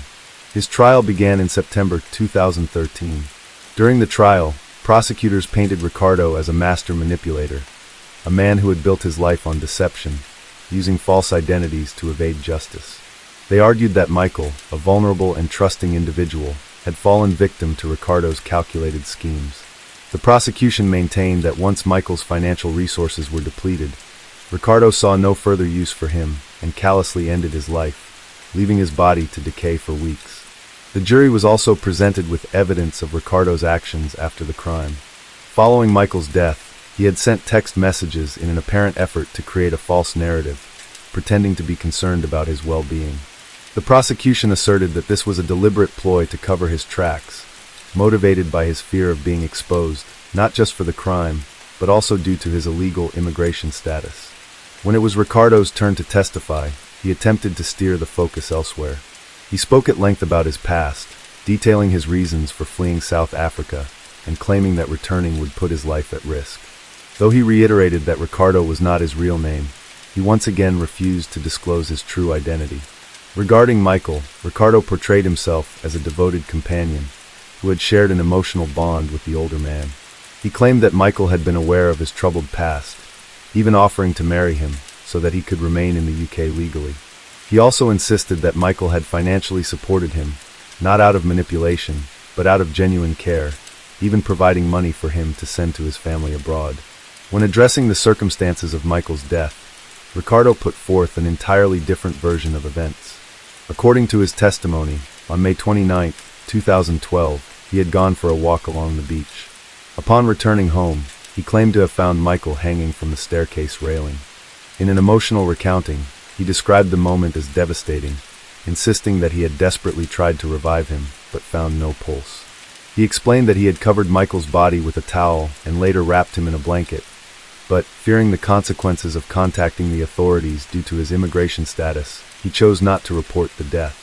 Ricardo admitted feeling guilty for not arranging a proper burial, but insisted that he had not caused Michael's death. Michael's family, however, rejected Ricardo's claims, stating that he had never exhibited any signs of suicidal thoughts or mental distress.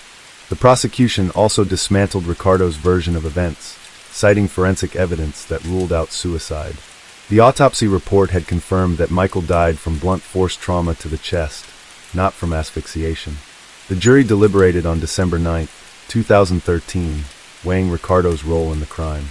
After several hours of discussion, they reached a verdict. Ricardo Pisano, now 37 years old, was found not guilty of murder, but was convicted of manslaughter, grievous bodily harm, and preventing a lawful burial.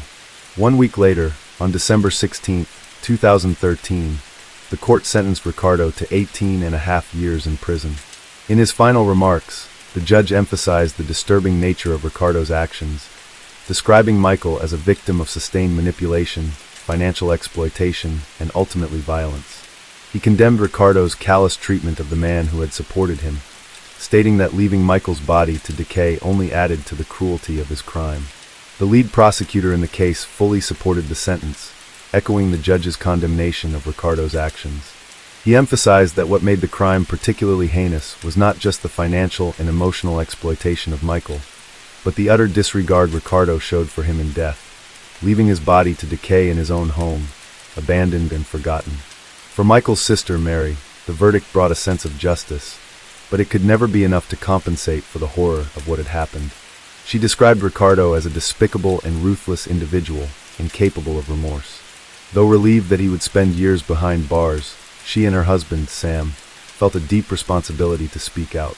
They decided to share their experience publicly, hoping that their story might prevent others from falling into similar situations. Their message became a call to action, urging those in abusive relationships to seek help before it was too late. Mary stressed that no one should suffer in silence and encouraged people to reach out to their loved ones for support. She firmly believed that open conversations about abuse, no matter the age, gender, or circumstances of the victim, were crucial for both protection and healing. If their testimony could help even one person escape a dangerous situation, she said, then sharing their pain would have been worth it. This case shed light on the complexities of relationships where power imbalances and emotional dependence can create a dangerous dynamic. While Michael and Ricardo's relationship may have initially appeared consensual, the evidence showed how Ricardo systematically manipulated him, taking advantage of his loneliness and financial security. Michael's murder was an extreme but tragically predictable outcome of unchecked abuse, where greed and control ultimately led to a devastating loss of life. The investigation also confirmed that Michael had endured prior physical mistreatment, red flags that, in hindsight, should have been recognized and acted upon.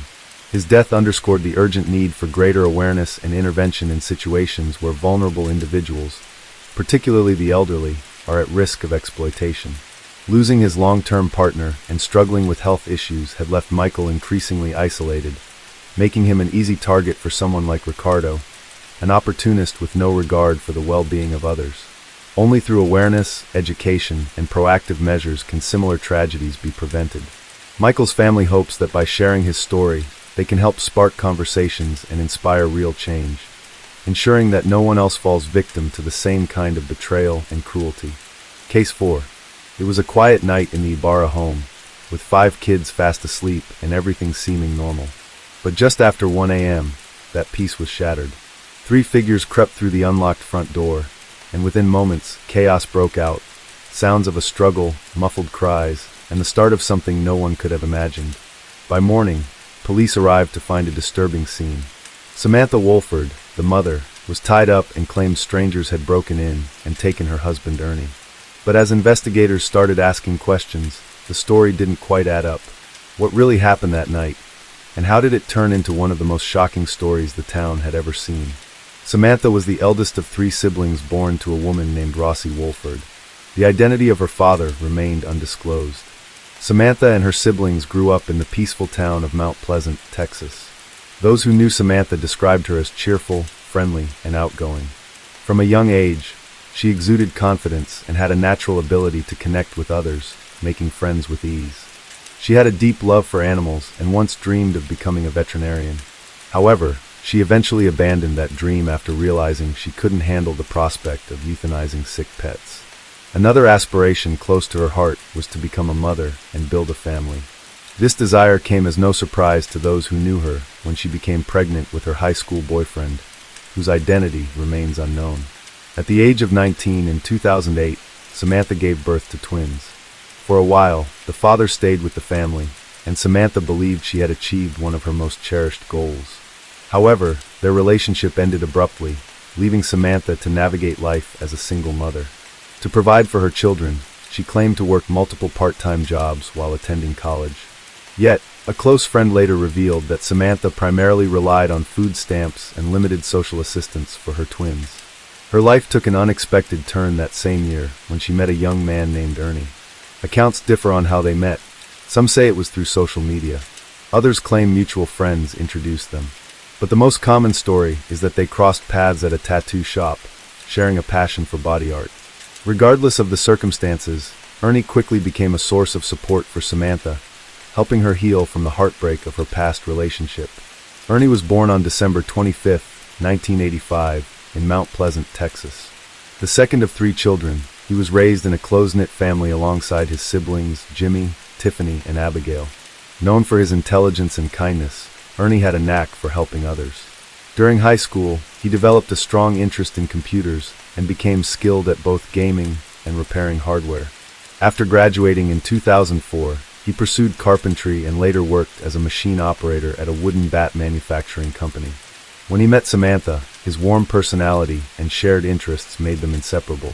Their relationship progressed quickly, and Ernie embraced Samantha's twins as his own when the couple began living together.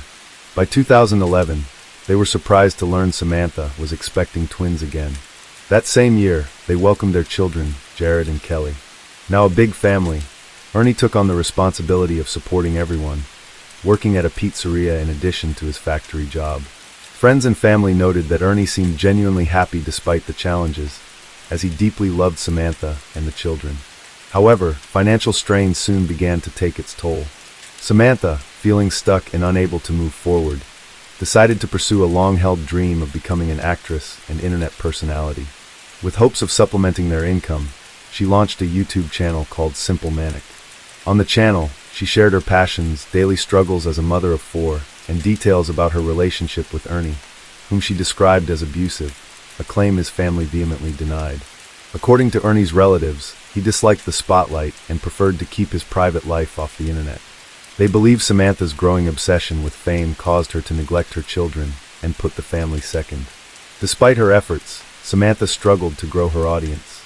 Her videos rarely reached 100 views, and her dream of internet stardom seemed out of reach. The once happy family found itself fractured, their idyllic life slipping further away with every passing day. In a bid to draw more viewers to her YouTube channel, Samantha introduced graphics and began featuring guests in her videos. However, none of these changes succeeded in capturing a larger audience. She continued to use her platform to complain about her life, frequently labeling Ernie as lazy and unhelpful. In one video, she admitted that she had a pattern of falling for losers, but also confessed that she loved Ernie because he was the father of her children. Samantha went further by alleging that Ernie was an irresponsible father who had been incarcerated. According to her, Ernie had an altercation with a police officer over traffic violations, which escalated, leading to an assault charge. Reports confirmed that Ernie spent nearly a year in jail. His friends and family claimed that his time in prison had matured him, and upon his release, he was determined to do whatever it took to keep his family together. Despite his efforts, Samantha remained focused on her channel, often exaggerating her achievements to appear more successful. She even claimed to have acted in a film starring Gerard Butler, although it was later revealed that her only acting credit was as an uncredited extra in a low-budget zombie movie filmed in Texas. Desperate to attract more views, Samantha began involving her children in her videos, hoping to gain sympathy and attention. Yet her channel continued to flounder, much like her relationship with Ernie. He grew increasingly frustrated with her constant phone use and her habit of sharing intimate family details online. The breaking point came in 2013 when Samantha posted a video of one of their children dancing in the front seat of a moving car while she was driving. Ernie, outraged by her recklessness, decided he'd had enough and left her. That same year, Samantha suffered a serious injury in a well-known department store. While attending to one of her children, a diaper-changing station broke, hitting her back and neck.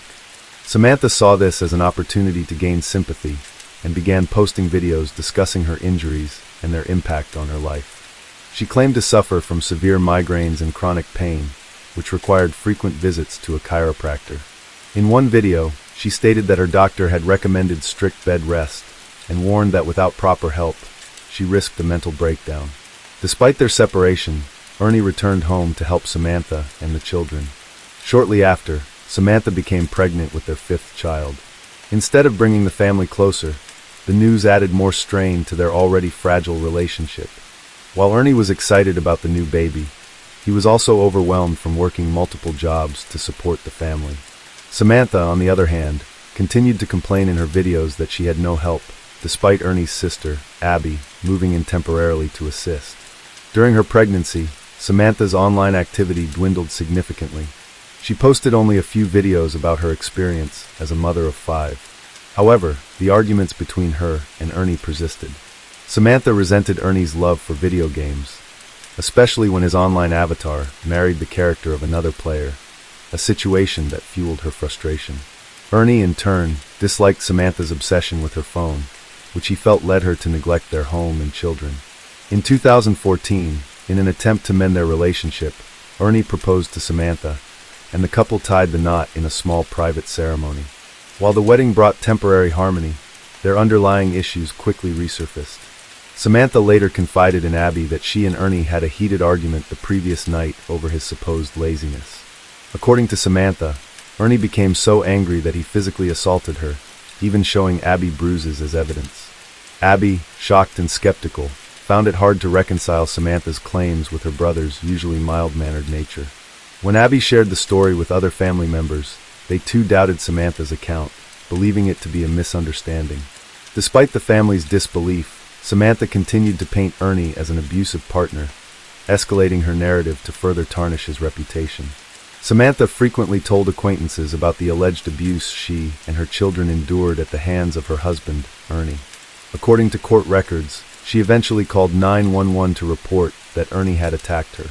When police arrived at their residence, they arrested Ernie for domestic violence. Though no evidence supported the claims, he was released after a short detention, but an emergency protective order was issued against him. Ernie's family insisted that Samantha's accusations were fabricated, pointing out that while Ernie wasn't a perfect husband, he had always been a loving father and was not known for violent tendencies. Despite the marital troubles, no one could have foreseen the horrifying events about to unfold. In the early hours of February 20th, 2015, Samantha's mother received a frantic call from her daughter. Samantha claimed intruders had broken into her home, tied her up, and abducted Ernie. Alarmed, she immediately contacted her sister, Ginger Kirsten, who lived nearby, and asked her to check on Samantha. Ginger rushed to the house and found the front door ajar. Upstairs, in the master bedroom, she discovered Samantha bound hand and foot. After freeing her niece, Ginger questioned Samantha about what had happened, then checked on the children, who were all asleep in another room.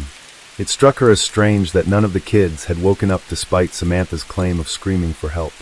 Shortly afterward, police officers arrived.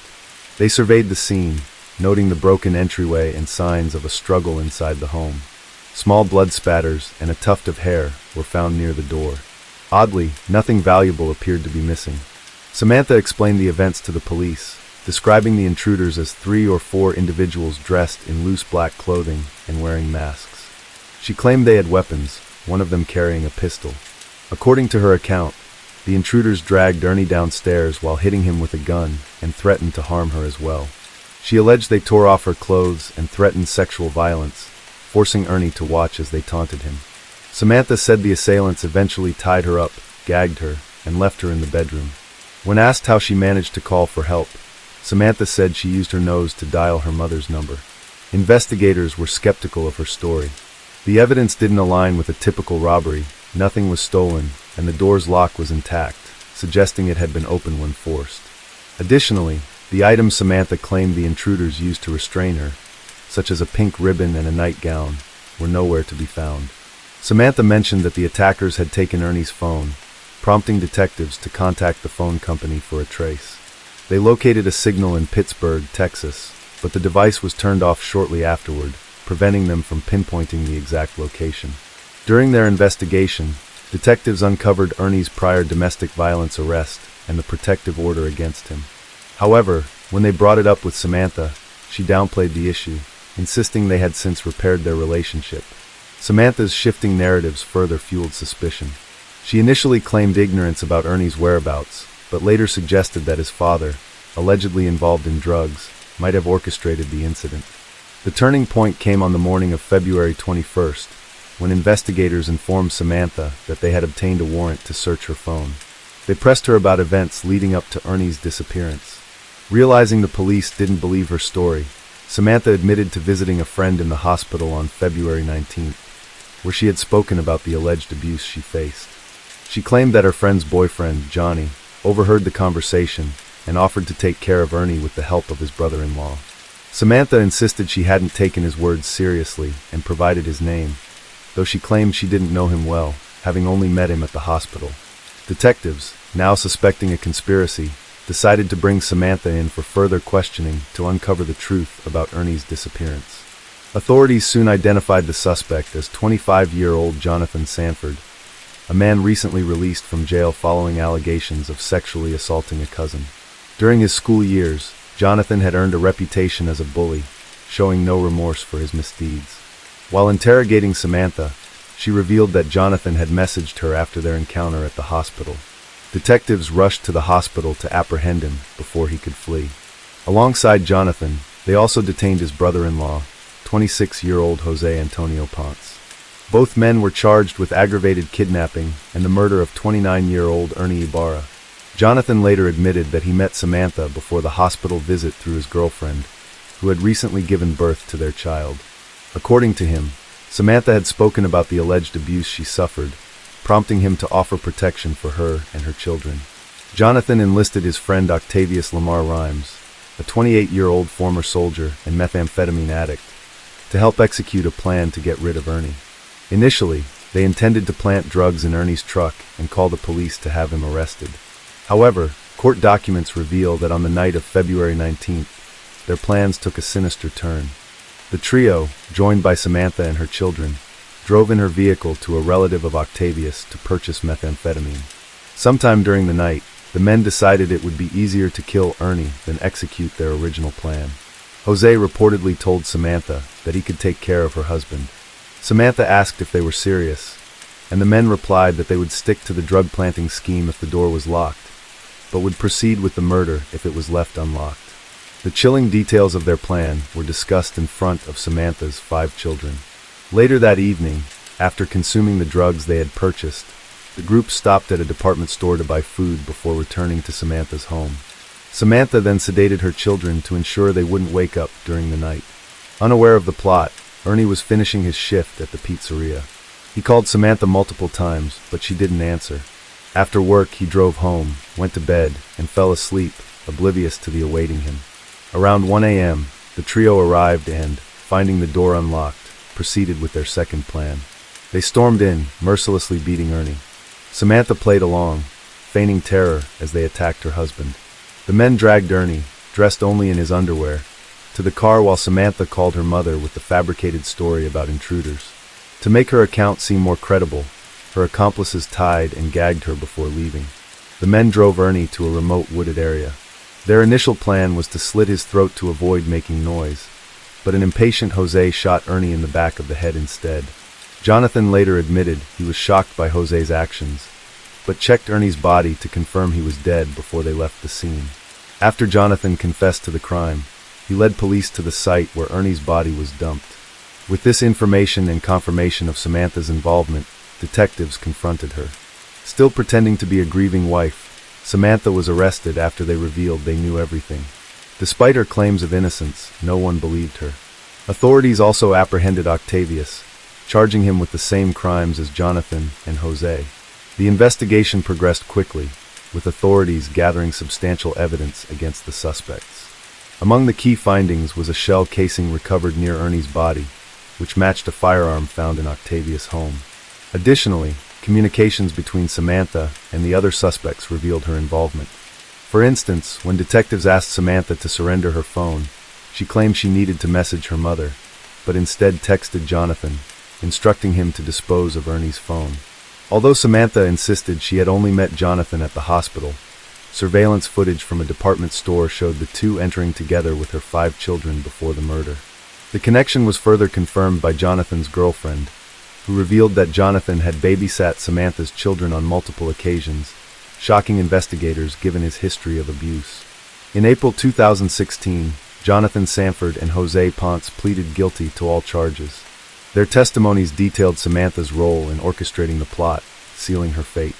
Each of the perpetrators received sentences of 50 years for each charge, to be served concurrently. According to the court's ruling, neither Jonathan Sanford nor Jose Ponce will be eligible for parole until they have served at least half of their sentence, which amounts to 25 years.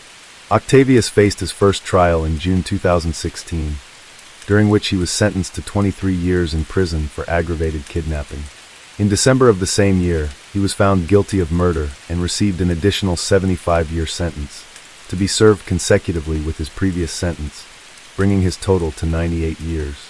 As for Samantha, she was first tried for the aggravated kidnapping of her husband. She was found guilty and sentenced to 50 years in prison for that crime. In September 2017, she faced a second trial for murder. Convicted once again, Samantha was sentenced to 99 years in prison, to be served consecutively with her prior 50-year sentence. This means she will spend the rest of her life behind bars.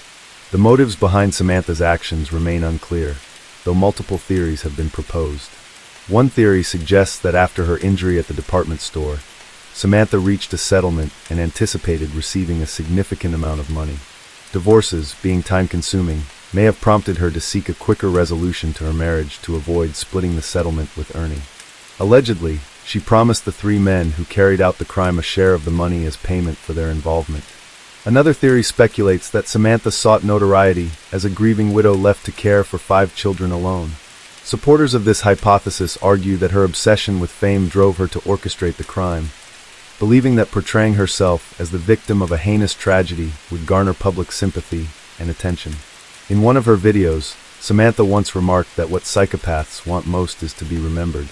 However, police and Ernie's family believe the true motive was that Samantha discovered Ernie planned to file for divorce and seek full custody of their children.